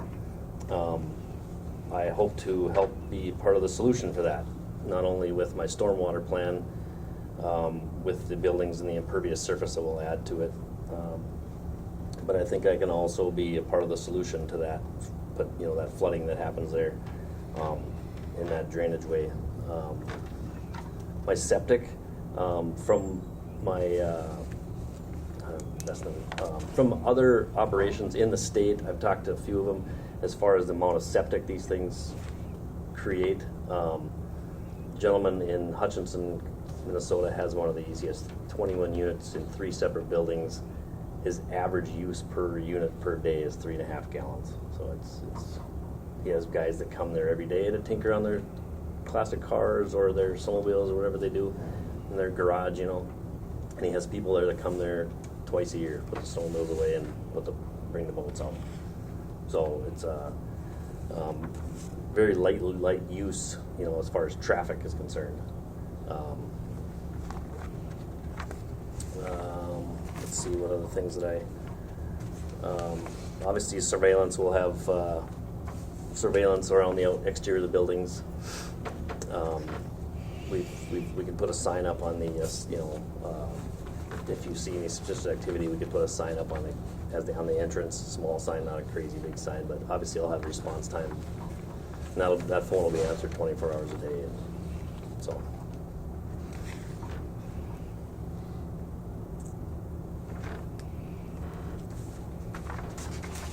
When were you planning to commence?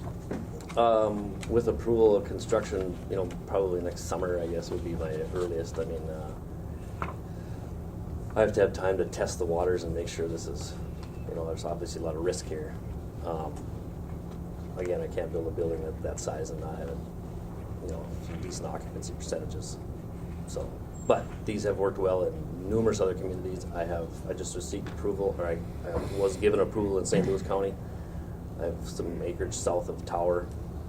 I have 2 sites in Lake of the Woods, Northwest Angle, and by the Rainy River Wheelers Point. I also have one in the Warroad, and maybe going to Bemidji Hills. We'll find out. But so I could be building up to 3-4 of these things next summer.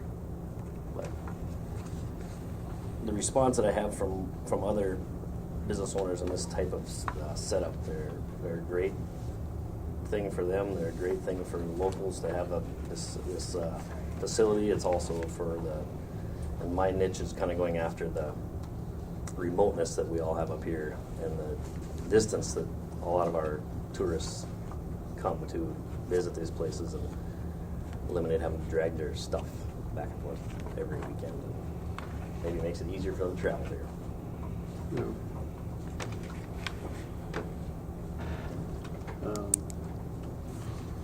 Anything else? No. Any questions? I'm happy to answer. Okay, thank you. How tall are these buildings going to be? Sidewalls are 16 feet, so I think it's 32 to the gable. So, on your plan here, there's 6 or 5 of them that are right by Highway 11. How are you going to screen them? Well, obviously trees are quite high out there. I walked the property. There are no trees between where you got this. Oh, I'm sorry. Which one are you talking about? Buildings 1, 2, 3, Yeah. 4, and 5. Right. So, no, there's trees that I would say They're probably in just the a middle ditch in a row of there. 2 there. You know, there's an opening there, but I'm happy to move them out of there. I don't want to see them from the highway either. I know you guys don't either. Because you talked about planting trees, those trees, No, I would- They got 36 feet high, everybody in this room would be dead. Yeah, I realize that. No, from the road here, at least once, I got property right across here, and I grew up in that land, that was my grandpa's land. Okay. But from Highway 11 here to where you got these buildings, as far as I'm concerned, there's just a ditch. The wood starts maybe back here at 5. There would be a 50-foot buffer from the right-of-way. Yeah, but they would not be hit if they're 30-some feet tall. 50 foot from the right of way, don't even go to the tree line. Let's just see here. And I also had 50 concern foot from about the how property you're- line, I'm sorry. How you're gonna enforce these fines you had on here. How am I going to enforce the fines? Yeah. We'll just take one thing at a time here too. So if you're good, we'll address each concern individually. Okay. And then you just have a chance. We want to take some notes. You have a chance to respond when we get through this here. So come on up if you want to. Come on up here. And we'll get your name and.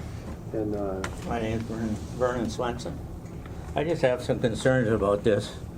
For one, about all these were going to be hid, which you just stated. The other is, if he's got this zone, there's other things that he cannot, that have to become before the board. But if a person has this own a few years down the line, if he sells it to somebody else, or he has it, and he says, well, I already got his own C2, now I want to add this.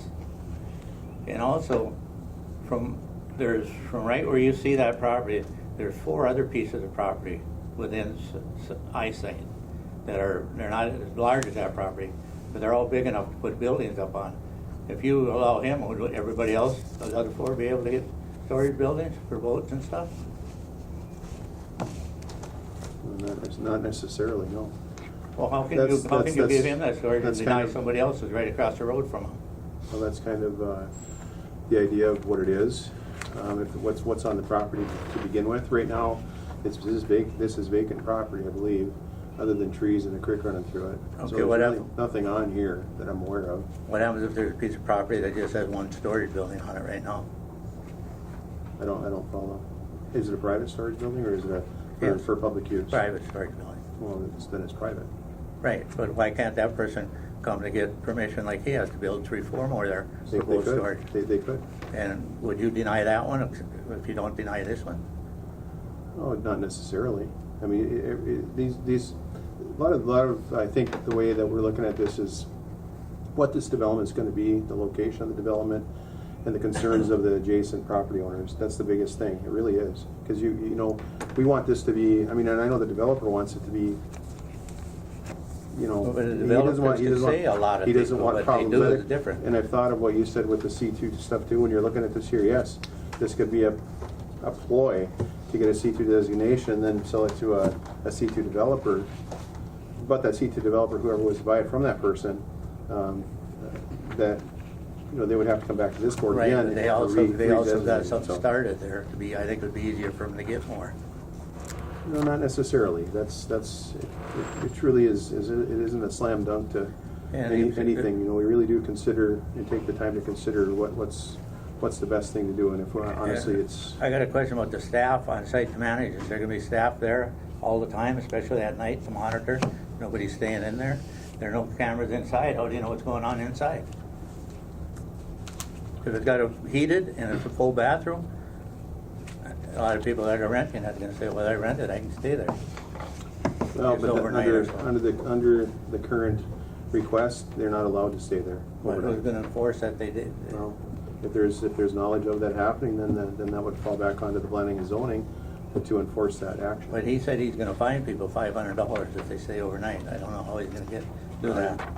I'm not sure the legalities of that, but if we have this in the condition, then the condition would be followed. If it's not followed, then there would be kind of a cease and desist, or at least some conversations to start with, I'm sure, to say, hey, what's going on here? I mean, obviously you can't pull the plug just because of one complaint or one bad egg or something, but if there was continual and it's kind of habitual, well then we do have the authority to pull that permit and to pull that conditional use. On this drainage thing also says he's got a drainage plan. Has anybody seen this drainage plan? Is it in existence yet? Or? Well, I think he would probably, and I won't speak for Matt, but I've heard this a lot. There would be no sense in getting a drainage plan if he was not approved to permit. So he's required to have this permit with the size of the development that he's proposing. But if he got the permit, is he required to put a drainage plan in there and make a drainage? He is required to, yes. He will have to have a permit, yes. And who would enforce that? That would probably be the state. Would he have to have that drainage permit in there before he does any building? Yes. And that could be enforced. Well, there'll have to be a plan that's approved, is how that works. And I just, like I said, the location, there's 4 places there that there's plenty of room to put up more buildings. And I just afraid that whole thing being put up in buildings. I mean, it's very visible from the highway. Highway 11 is traveled very extensively. Yep.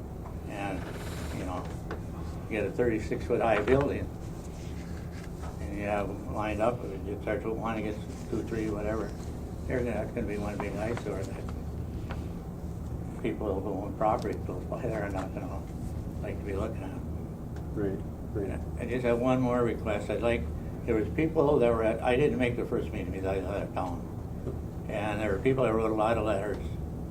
I would like for you to read all those letters, even if somebody's here and states, because they can forget something that was in that they had in their letter. And also there was one particular person I know that showed a lot of pictures, and those pictures could be viewed by you guys.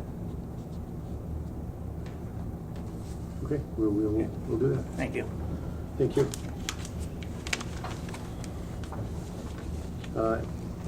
Anyone else for public comment? Welcome to come on up. Sure.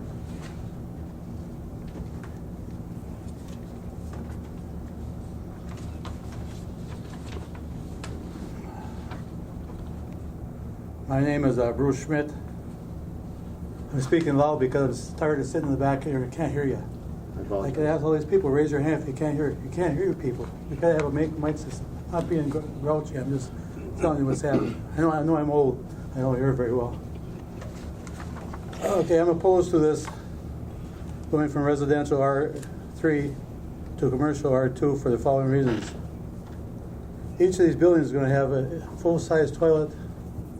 It makes 108 units in there. In other words, 9 buildings, 25 each. That's 108 units. My wife and I use 70 gallons of water a day. And that's probably because we only go to the bathroom quite often. But that's what the average says on the software. I know there's 108 units here, and he says it's 3 gallons per day. I'm sorry, when people come in from wherever they're going to come in, they're going to use more than 3 gallons or 10 gallons or whatever, because there's a full-size bathroom there. And their buddies are going to be in there using it too, because that's what friends do. So I'm just wondering, where's the sewage going to go? Okay. This is a major problem. If you're going to take 108 units, Desser, you did mounds forever. How are you going to put 108 units into a septic tank there on the land, or are you going to take this and put it out to the septic that's running from Shea uptown? And Matt's got to answer that. Matt, they applied yet? So they're proposing to connect to the sewer, the municipal sewer system, the East Kooch sanitary sewer system. They'll be required to submit an engineering plan for that connection, but that application has not been submitted yet. I assume it's because they're waiting to see if they get approved before they move forward with spending that money on the design. Where's the closest hookup? Right on that road, right on 109. And how many hookups do you have to go across the road? Do you have to hook up all 108 on one unit, or are you going to run several? Or? It'd be up to the design. The engineer would submit a design, and that design would be submitted to the sewer district, and then that would be all considered. But whatever design they come up with, would need to be approved. So. Okay, do they have to hook up, or can they put a mound in on the property that's there? They would need to hook up to the sewer district, or they need to hook up to city sewer. Okay, let's go to my next situation, wetlands. I believe there's 3 different water systems that come on that property, one from the west, south, and east. One of them from the east starts out in the Crystal Bay, Rainy Lake. It comes between Manassas land and Davis's land, and it crosses under County Road 20.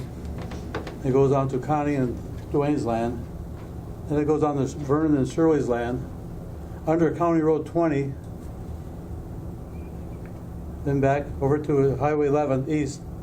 It goes under Highway 11. I'm just wondering, and one more thing, the fish spawn in this creek. So I'm just wondering what's going to happen to all this water if you put these units in there. Where's it going to go? Is it going to go back on the back road where they already have flooding in the spring? And if you saw pictures of it, they had pictures at the zoning meeting, but there's water on the road. Not just from the flood. I'm talking about every spring. And what about these fish that are spawning?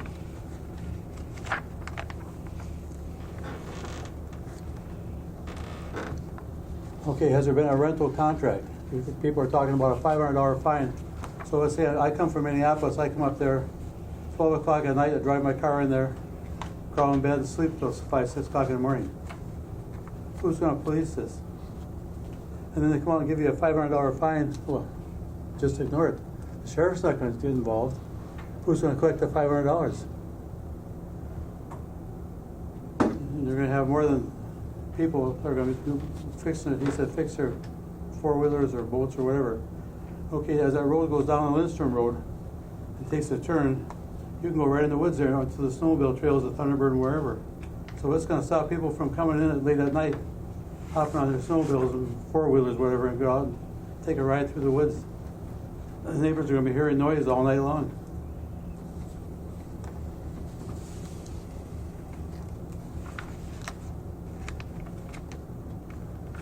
This is a real nice piece of property. I just hate to see those buildings, like Vernon said, they're gonna be so many feet high, and you can't hide them with trees, there's no trees there. Unless you go deeper in the woods, and you're still gonna see these buildings. I don't know why you wouldn't take a project like this, go out to the truck route where there's highland. Easy for people to get in and out when they're coming back and forth, instead of crowding into a place down on Rainy Lake here. I think it would be an eyesore. Thank you. Thank you, Mr. Frank.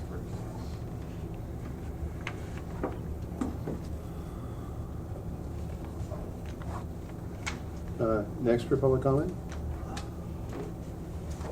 Come on up. Scarrow Domain. I'm against it because we have a nice little community. If you notice, most of us are retired or semi-retired, you know, and it's just like we don't need a business in the middle of our circle, you know. That's all I've got to say. I just don't think that we need it in the neighborhood. Thank you. Thank you. Woody? Okay. Well, I'd be for this project, because quite frankly, I've been on the other side of this. At one time, I owned an island called Slurpers Island. I bought it because the county was putting sewer to it, that I figured I'd be able to get a rental, short-term rental license. Well, I went to the zoning board, and I won 8-3. 8-3 I won. Got back to the county, it was all pitchforks. I lost. No. You still rented it out though? I didn't. Yes, you did. Hey, Vern, I'm talking right now. Okay. You want to talk? No. Yeah, Okay. We'll just Okay. stick to the I know point. for a fact you rented it out. Just to the point of what you're telling. Okay, so I'm just saying that there was all kinds of letters written, and I read them. There's going to be pedophiles out there. There's going to be this. There's going to be all these scare tactics, and it just really bothered me. Now you're talking about a main artery in the Voyageurs National Park, Highway 11. Hardly a neighborhood. It's a state highway, state trunk highway that goes through there. If you can't have a storage building there, where the heck can you put a storage building? I mean, that it just makes no sense to me. And you're talking about a project with no tax dollars going into it. This is his own money. So I don't know whether this county, maybe the county doesn't want any development. Maybe that's just the way it is. But state highway right there, I wouldn't care if I saw the building if I did. Going by on the highway. See all kinds of stuff going by on the highway. You can see the paper mill when you go by. You can see the, hell, I grew up on the south side of where I grew up. It was a parking lot and the liquor store. Party every night. On the north side was the tracks. Well, shit, I had a good childhood. And I would like to see some young entrepreneurs doing more things. That's all I got to say. Thank you, Woody. Next for public comments, sir. Come on up. Jim Reed, my wife Kristen's here. I live on 224, which is on the south side of this property. And we talks about setback 50 feet. Well, if you take 50 feet from Highway 11, it's the center of the road, you don't even reach the tree line. So the building would be right there. So you'd have to have one heck of a fence erected if you're gonna hide these buildings. And the flooding, last year flooding, it wasn't the lake. In the spring, there was 1.5 feet of snow on the ground and we had 5 inches of rain. And water came within 6 feet of my house. And I built the house high when I built it because I knew of the flooding in the area.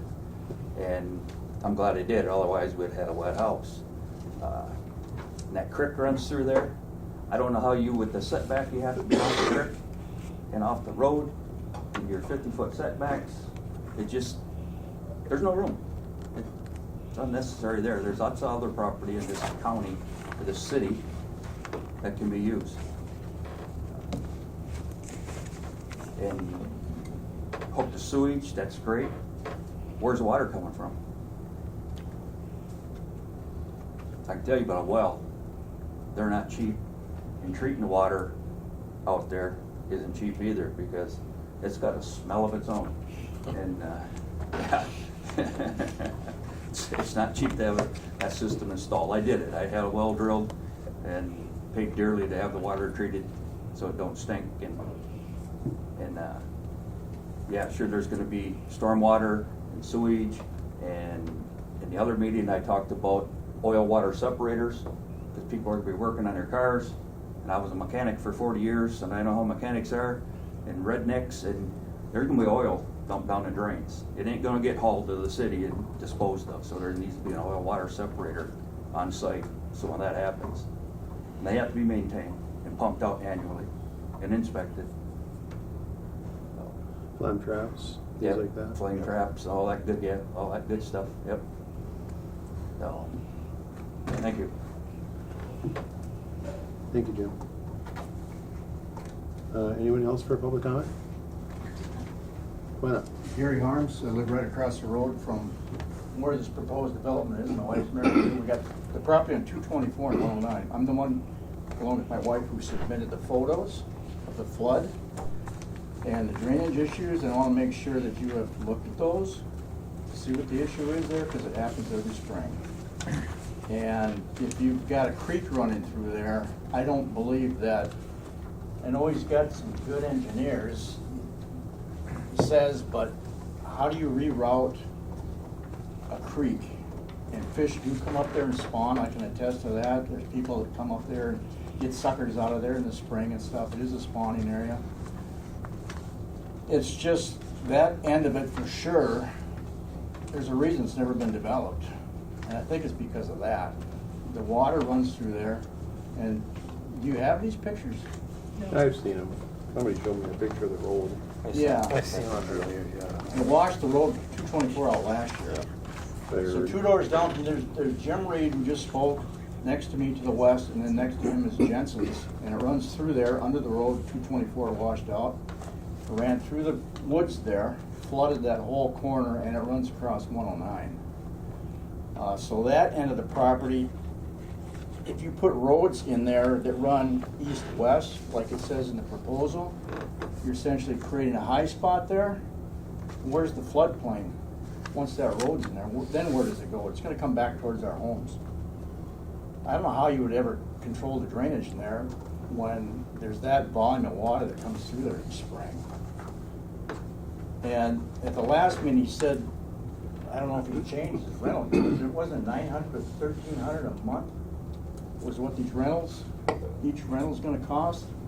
That's expensive, and that's a lot of expense to put into an expensive building, only to find out down the road that maybe it wasn't a suitable spot to put it. I'd like to see it kept zoned residential, even though Mr. Woods doesn't see an issue that it is a residential area. It is a residential area if a highway runs through it or not. And I think your main interest, sir, is, aren't you handling the sale of this? So you stand to benefit from the sale of this property. Yeah, You would benefit from the sale of this Well, let me property. answer that question. He came to me last spring and asked me to identify some property that would be suitable for storage. And I thought, hey, that'd be a great place. But hey, I don't know, you could ask Matt, maybe you can have 1/3 acre per home and put trailer houses in there. I mean, you can do all kinds of stuff. Yeah. You know? I'm just saying that you will benefit from the sale of this property, so obviously you're gonna be for it. But that's right. But that's neither here nor there. But however, that's neither here nor there. So we're gonna stick to the topic, or we're gonna stop this. You're on 224? Yes, sir. Okay. Well, I'm on 109 and 224. I'm right Okay, you're on the corner there? Yeah. On which corner? South, east or west corner?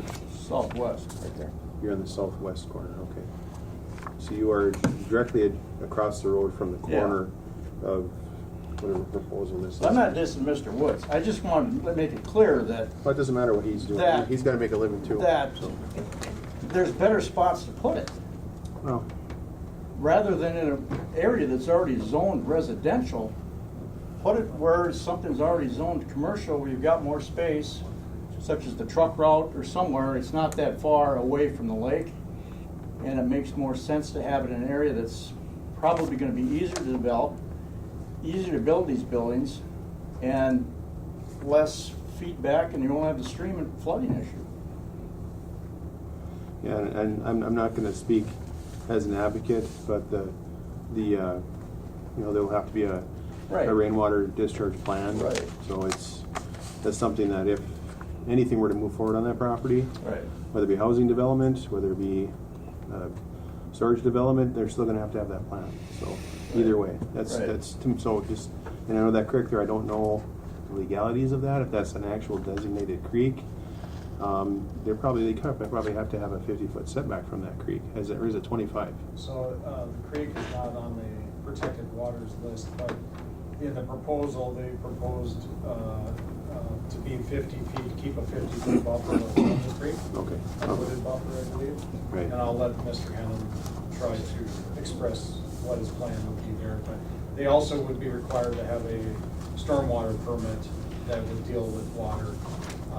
And then they wouldn't be allowed, I don't think, to change anything related to that creek. That creek has got to stay as it is. I mean, That that's- creek don't run straight. It Right, it's zigzags through that yeah, property. yeah. You'll have to go out and look at it. Yeah, so So they wouldn't be able to change the route. I think I've that, looked at it. yeah, I think just that east end of that property is a mess as far as I'm concerned with the flood. Yeah, and now the adjacent corner, where the creek is at, correct me if I'm wrong, that is in the floodplain, Matt? On the opposite So there side, they is say a the east small- side of 109 There's a is, small portion of the property on the east end of it that falls within the mapped floodplain near the ditches on 109. But it rises as it goes west. And the requirement for any building would need to be 1 foot above the 100-year high water mark at minimum. And again, his design would have to meet those requirements per our floodplain. So, would that be the same as for how? Would that be the same for houses as well then, right? Correct? it would be any kind of development Any kind that of would have to be, meet the floodplain requirements. Right. But yeah, I mean, and that's been in other areas too. I mean, when people build, they have to meet those requirements. And obviously, it's a smart thing because you don't want to have a flood, right? I mean, Nobody wants to build a Yeah. $1.4 million We've- building there. Yeah. We've had a couple. Undermined by water issues.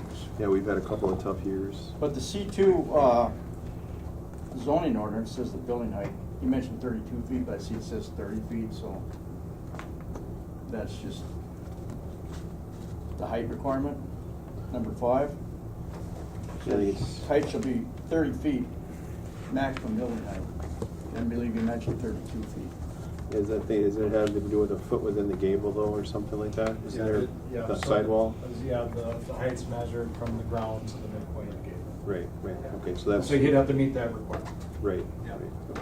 So that might be where it's getting at 32. I just asked you to consider it, because it's been residential for so long, there's other commercial properties. To your knowledge, has there been any other interest in this property for residential development? Kathy Polis owned it originally. She had it for many years, and then she sold it. And then this Don Nero bought it, and I don't know what his intentions were, what to do with it, other than now he's trying to sell it, flip it, if you will, or whatever, so. But I think there's probably a reason that nobody's ever developed it, at least that east end of it, is because of the water and creek issue. Well, I would So- agree with you there. I know 224 got pounded out last year. Yeah. Well, not last year, but the year before, pretty bad with the water and high water. Maybe last year in the spring I heard too, but talked to Trent a little bit about that, county engineer there, and that's a tough one because there's not a lot of area that water can go. It is, and one year Yeah. I called County Garage asking for sandbags because it was within, here's the wall from our house. Yeah, you have a And- ridge behind you kind of up on the hill there, right? It kind of Yes. runs, yeah. And I asked Emergency Management Director Willie Koshik last year, he was busy at the time and it was too windy, but he has a drone. I said, why don't you send your drone up there, and now that it's flooding, maybe you can take some pictures with the drone or even a plane and see where it's coming from. So maybe they can mitigate that problem in the future or divert it, but I don't know if that's something that can be dealt with, but we've lived there for 23 years and it's always been an issue with the water, so. Appreciate your time. Thank you. Thank you. Next up, anyone for public comment? In person or online? Yeah, come on up. My name is Mary Harms, and I'm with Gary. We have a lot to say today. I just want to say that I think the first thing that has to be considered is the changing from residential to commercial. And despite what Mr. Woods said, we are a neighborhood. I mean, if you look around, all these people here are our neighborhood. We all have an interest in this. And so what you're looking at is changing it from residential to commercial. And that place that you're looking at is completely surrounded by houses. I mean, there's if you go down to the way west end of the property, there's a house, and then it's bordered by 224, and it's houses, and it's 109, and it's houses, and it's Highway 11, and it's houses. So what you're looking at is changing high-density residential to commercial, and that would affect our neighborhood. So I would just like to ask you to review those 5 or 6 requirements for changing a zoning or giving a permit before you vote, because it will affect, the way we live. That's all I want to say. Thank you. Sorry, these are the photos that Mr. Harms was referring to. I just wanted to make sure that we got them here because he asked that. I thought they were part of the packet there, and I apologize for not having them in there. He just passed them. They were, they just weren't colored. Oh, were they there? They were Yeah, there. they just I'm weren't sorry, colored. They're black and white. I'm Yeah. sorry. Not as fancy as these ones here. I gotta get one to Betsy. That's here. Sure, we can do that. A little recess. Okay, we'll pull this back in here now. The task here today is to consider the combined parcel rezoning, RZ 2305, along with conditional use permit of CUP 2305 for Great Ham Don Arrow commercial storage buildings. We've had a lot of discussion. Do we have any other public comment? If I could say one more thing. quick. Sure, go ahead. It won't take long, I've got to go to work, so. Okay. I just wanted to point out that there is city sewer out there, but there's no city water. So there'd have to be a water supply for a venture like this. And also that the Falls Business Park has 6 lots available, which might be a more suitable place for a venture like this and more cost effective for Mr. Hannum in the long run.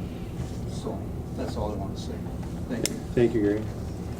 I have one more thing I'd like to say too. Sure. I think you could have ran a cable through that culvert.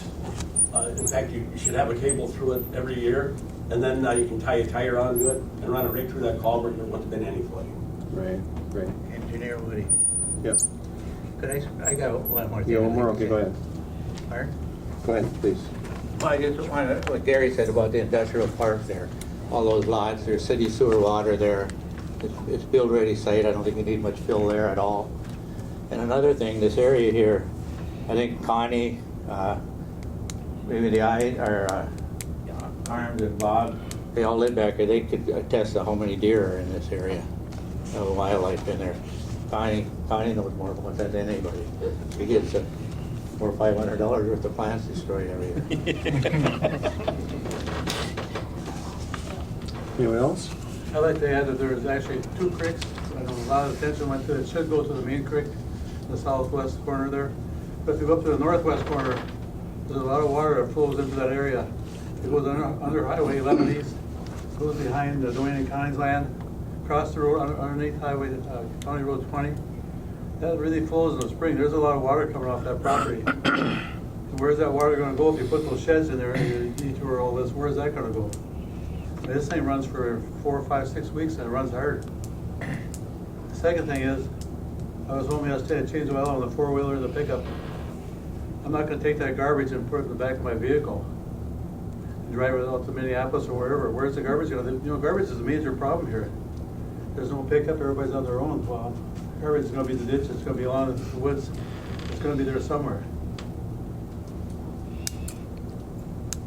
Anyone else for public comment? Would you like to address any of the questions that came up?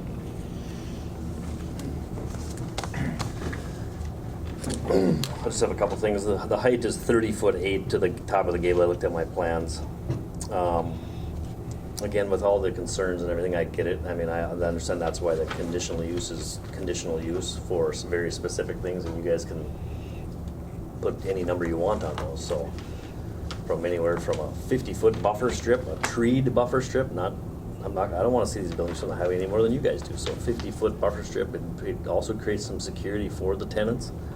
A treed buffer strip, and if I do not follow the conditionally used guidelines that you guys give me, then I risk losing that permit.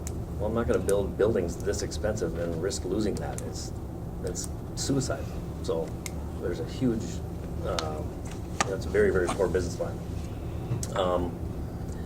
And lastly, as far as just the broad overall economic development of what Cooch County spent. I don't know what you guys spent on economic development for your economic developer, or trying to bring in new businesses to the area and find entrepreneurs.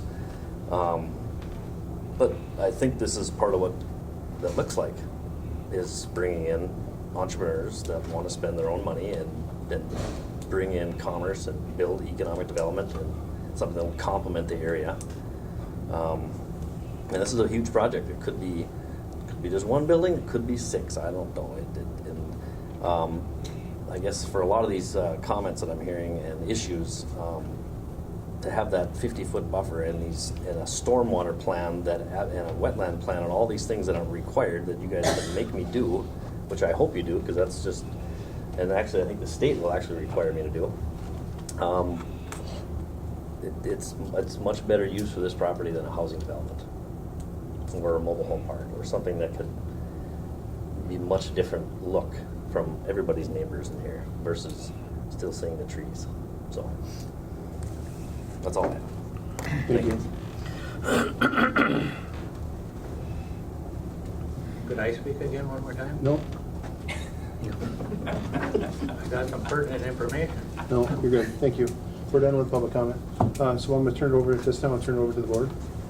And Matt, do you have anything to add as far as some of the requirements that may be necessary for approval, some of the reasons of concerns of some of the wetland mitigation, the avenues and routes that has to be taken for stuff like that? Yeah, so in regards to any of the state rules, he'll be subject to any of those, whether that's a stormwater plan, wetland requirements, or any other rules. MnDOT will have rules. I know that one thing that hasn't been mentioned and is part of his application, he's a proposed sign. He's going to both have to meet MnDOT rules regarding a sign, and then also county rules. And I think the size is larger than what's allowed under our guidelines, so that it'll have to be smaller than what he's applied for. But either way, he'd have to meet our current rules and then any state rules. So. Great. And the options that we have, Matt? We have the option to deny the request, approve the request with conditions, without conditions as presented, or we have also the option of turning this back over to the planning and zoning. As many of you know, they did not make a decision, other than they did not get a second on a motion for approval, and it failed for lack of a second. When it fails for lack of a second, that means it's a no vote, and then it comes to this body for consideration or to be reconsidered, depending on the timelines and stuff. So some of the timelines that are involved, and I don't like dragging this out any more than anybody else does, but to get a good picture of what we're doing here, I'll speak what I think. I think it's a potentially good project. I hate to say it. I think we can mitigate some of these concerns. I think we can have a couple of wins here with the 224, with the county highway perhaps. I don't want to speak for Trenton, I'm not going to. But it is a main artery of getting into our community. And for what we're proposing to have, I envision boats. I mean, lots of people do come up here to fish. Lots of people do come up here to go on this lake, and they drag their boat from Minneapolis every time they do it. And I really think if they were to have a place here, I think some of these concerns could be mitigated. I think that it's a great thing that you're going to have sewer. I'm a little on the fence about the bathrooms, I could be honest with you. But I think if they're not supposed to be there, they're not supposed to be there. And I think he has a great point to say, you know, if they are being utilized in that such a way, that permit can be pulled, and now you have $1 million building sitting there with no use. And obviously that would probably result in some courts and issues like that. But, I mean, I don't know where else you'd put it either, honestly. I mean, yeah, there's business parks and there's things like this here, but not directly adjacent to, literally you have a boat ramp like a half mile away. I mean, a DNR boat ramp.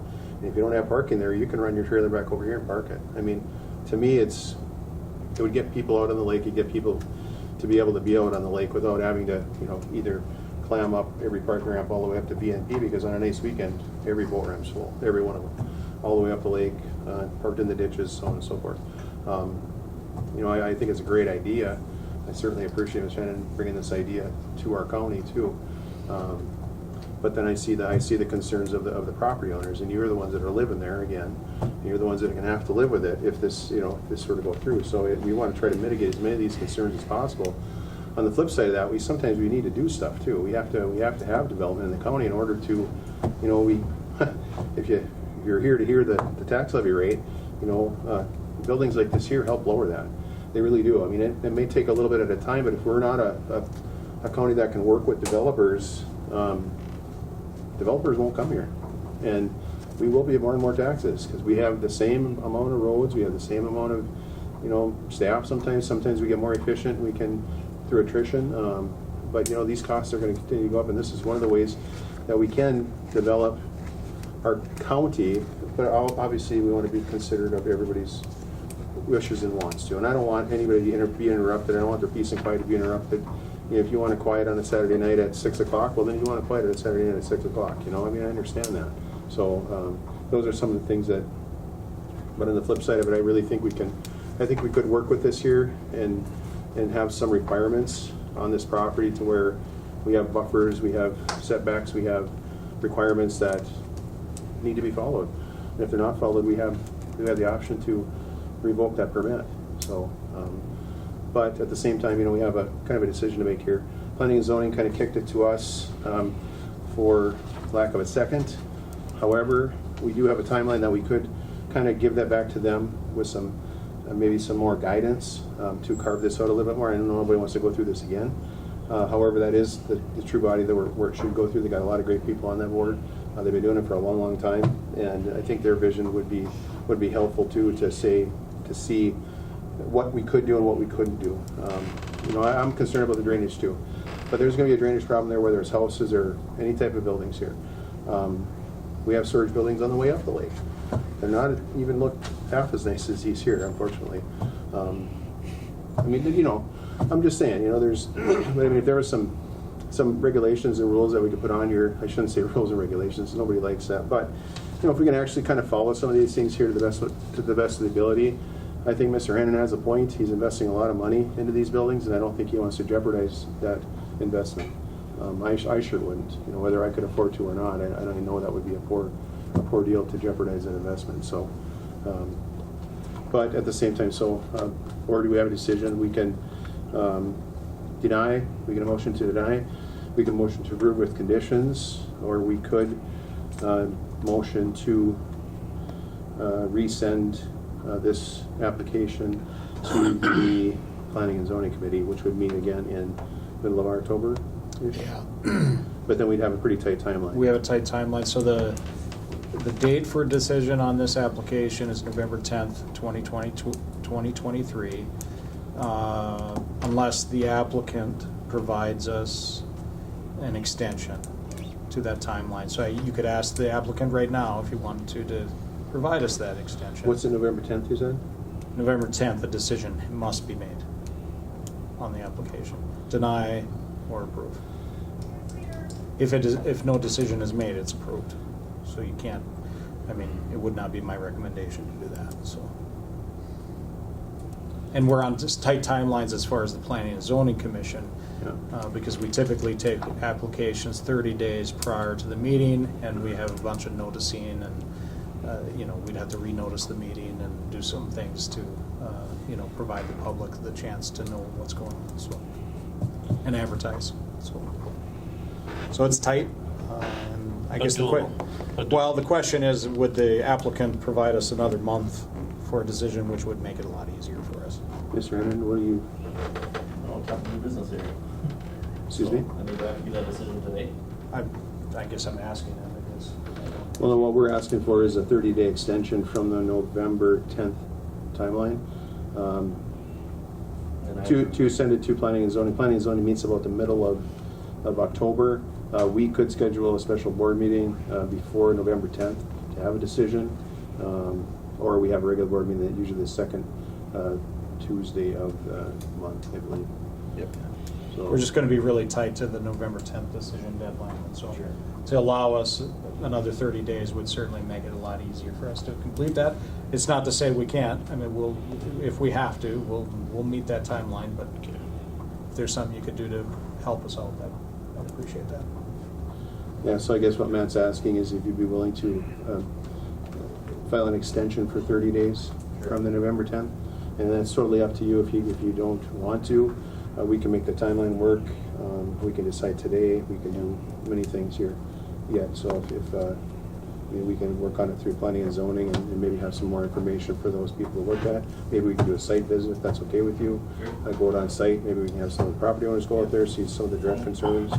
I mean, I think that works best on these tougher ones, I think. And get out there maybe someday in the next couple weeks before it starts snowing and get out there and see if we can't maybe walk through the property with permission of Mr. Hannon to go take a look at it and see As a what we got board, going on. board activity, you guys could do that too, so. Yeah, absolutely, yeah. So we would be, we would be able to go out there as a board and Matt and Whitney and, any affected property owner could certainly show up at this time and date that we set. So we could set that right now, as a matter of fact, if we want to, so.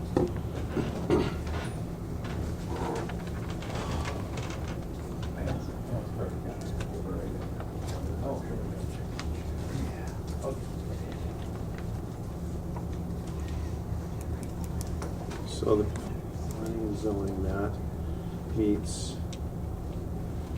Thank you, sir. On the second Thursday, correct, of the month? Second Thursday, yeah.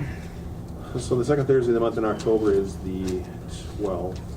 Right, and we're planning to meet for sure, because we got the zoning ordinance review. Okay. And then, yeah, so we meet on the next planning and zoning meeting is on the 12th, so sometime before October 12th, which is kind of a tight time window here, but this week is pretty busy for all of us here, I can speak. October 9th or 10th. Works for me. October 9th or 10th, that's a Monday and a Tuesday. Yep. Is that okay? Works for me. Which one? A Tuesday? Just Tuesday? That way there, like I say, if we can get permission from him to authorize a property and the neighbors want to come walk through, and if you could make it either one of them days to give us a 9th or 10th, Monday or Tuesday.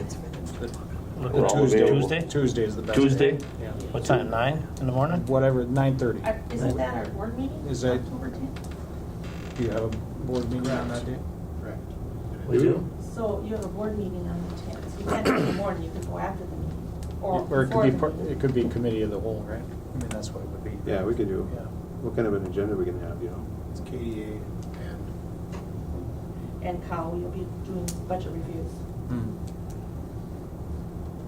Monday the 9th? Maybe Monday. Monday the 9th? Yep. How does the 9th sound? That's Columbus Day for people here, if that matters or whatever, but, and then we want to pick 9:30, 10 o'clock, something like that? What's good for everybody? 9 o'clock? 9 o'clock? 9:30? Yeah. Okay. 9:30, 9:30, yeah. Okay, 9:30 it is. We'll have a site visit at said property on October 9th at 9:30. That'll be a committee of the whole meeting, is that what it would have to be, Betsy? Sure, we'll have to have that approved for board activity. Is this your board motion that you're doing for right now? Yes. And to set, yeah, and. You want to set that as separate? We Committee of the whole. can set that separate, I guess. So You either make it a committee of the whole or you make it a board activity. we'll just do board activity. We got nothing else going on that to do? Set as a board activity. Yeah. Does it have- Needed the motion. Yeah, we'll do a Does it have separate to be motion. noticed? Huh? For this here? Yeah, does it have to be noticed? a board activity? Okay. Okay. So the first motion will be to send back to the planning and zoning for further consideration and a decision on the CUP or RZ 2305 and the CUP 2305. Do I have a motion for that? Make motion. Thank you, Commissioner Roach. I'll second. Thank you, Commissioner Howell. No, any further discussion? Hearing none, I'll call the question. All those in favor signify by saying aye. Aye. Aye. Opposed? And motion carries. Next motion will be for to set up a board activity site visit at said property. I'll make that motion. Thank you, Commissioner Roach. I'll second. Thank you, Commissioner McIntyre. Any discussion on the site visit? I just want to question, will you let the planning and zoning know about that body could also visit the site as well? Sure, yeah, we would have to notice that. Through the planning and zoning? Yeah. Yeah. So there's it's an open meeting Right. issue because everybody's there. So, Right. we'll have, I guess, I don't know, To be Well- safe, you should probably put it as committee of the whole. Oh, on the second motion? Okay, so it's not a board activity, it's committee of the whole. We will notice that in the appropriate timeline, 72 hours, I think? Okay. So if it's noticed, then I can do that. It will be noticed with the board agenda. Well, no, it'll be a separate one Okay. because of the day before. Change my motion from board activity to committee of the whole. Thank you, Commissioner Roach. Thank you, Commissioner McIntyre. Any further discussion? Thank you. And yes, I'll let the board know and then we'll get our, as long as it's a public meeting, we're good. So it's been noticed.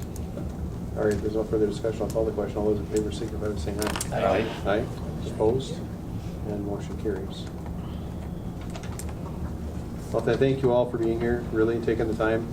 I know it might seem like we're kicking the can, but we just want to make the right decision too, and we want to get all the, take a real good look at it and everything, and and you're all more than welcome to be there at this night at 9, or 9:30. And yeah, certainly we'll meet out there at the property on site there, and we'll just take a good look at it and walk through. And We didn't hear the dates. Could you repeat the dates? At your meeting, we didn't hear them. October 9th. yeah, and Monday, October 9th at Okay. 9:30. October 9th, 9:30 a.m. Okay. Yes. Okay. And we'll meet right at the site there, right at the, kind of the entrance to the open part of that field there. Okay. And then if we have any concerns on the adjacent properties, like the Town Road 224, we can walk over there too and take a look at some of the drainage issues and things like that and some of the concerns. Did you set another date, Joe, then? That's the same date. That's the same date. We're gonna meet right on site out there. And then Okay. the next planning and zoning meeting, Matt, would be tentatively that following Thursday. It's the second Thursday of the month. Yeah. At 7 PM. Yeah. Here in the boardroom. Yeah. Yep. So, Now, I'd just like to ask too, did all of the people on your board and yourself, did you read the letters? Yes. Did you all read the Yes. letters? yes, Okay. yeah. Okay. I heard them and read them, so heard them once, I read them again, read them again. Okay, So, good. Yep. And they were read at the planning and zoning They were right at commission. planning and zoning as well. So I Right, was some people online. weren't I there, feel yeah. guilty. I was not in person. But I don't have any. I can't vote on anything when I'm online. Yeah. I can listen and participate, but I can't have a vote or anything. I feel partially responsible for. We could have maybe moved this a little bit quicker there, but I think it doesn't hurt to take a second look either. So. I just want all the commissioners to be aware of when they go out and look at that land, he's talking about a 50-foot setback. There's a 150-foot right-of-way on that road, 75 feet from each side of center line. So he'd have to be 50 feet outside of that. So he'd have to be 125 feet from the center line, where he started at 50-foot area. Yeah.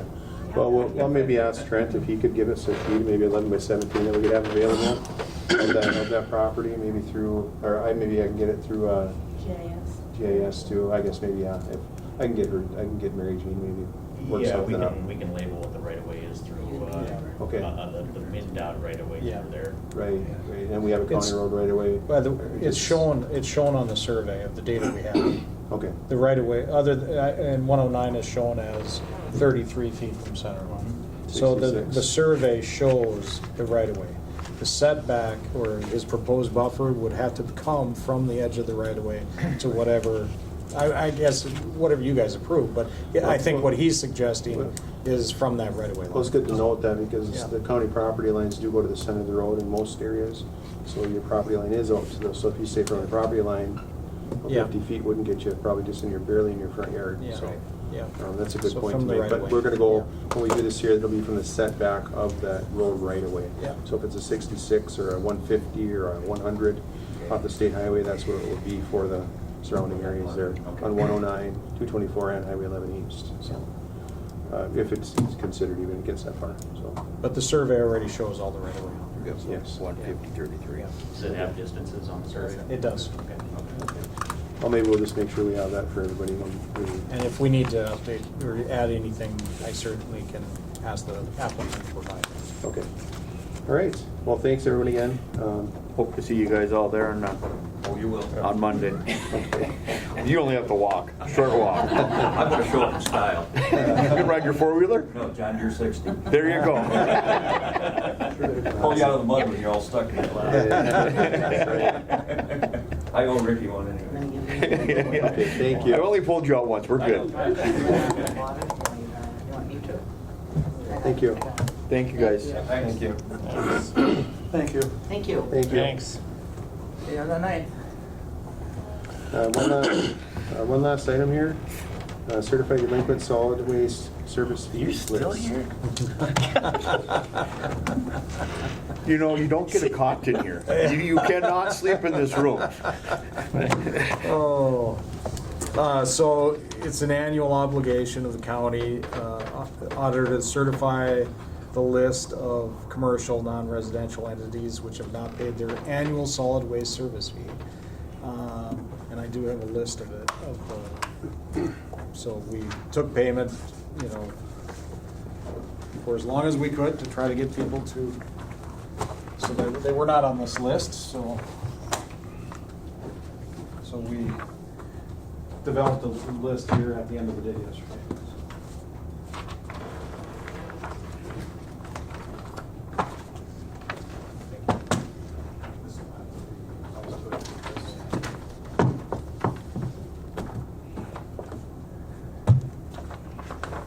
So,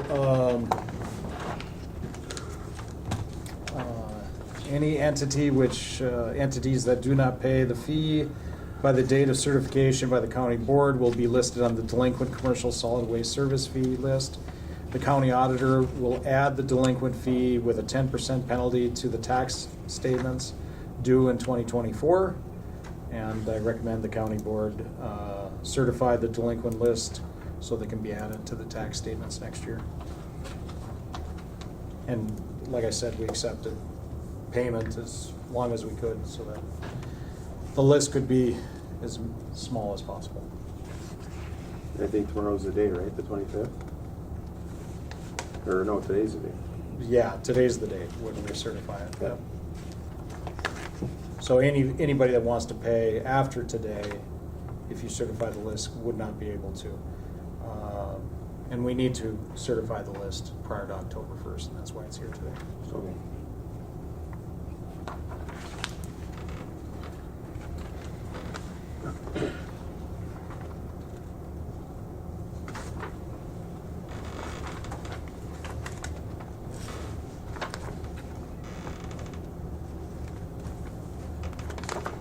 All right, wishes of the board. Chair accept a motion to certify solid waste, certified delinquent solid waste service fee list as presented. I'll make a motion. Thank you, Commissioner McIntyre. I'll second it. Thank you, Commissioner Roach. Any discussion? Hearing no discussion, I'll call the question. All those in favor signify by saying aye. Aye. Aye. Opposed? And motion carries. Thank you. Thank you, Matt. All right, thank you. Thanks, Thank Matt. you. We'll see you soon. You're gonna wake up from your nap or what?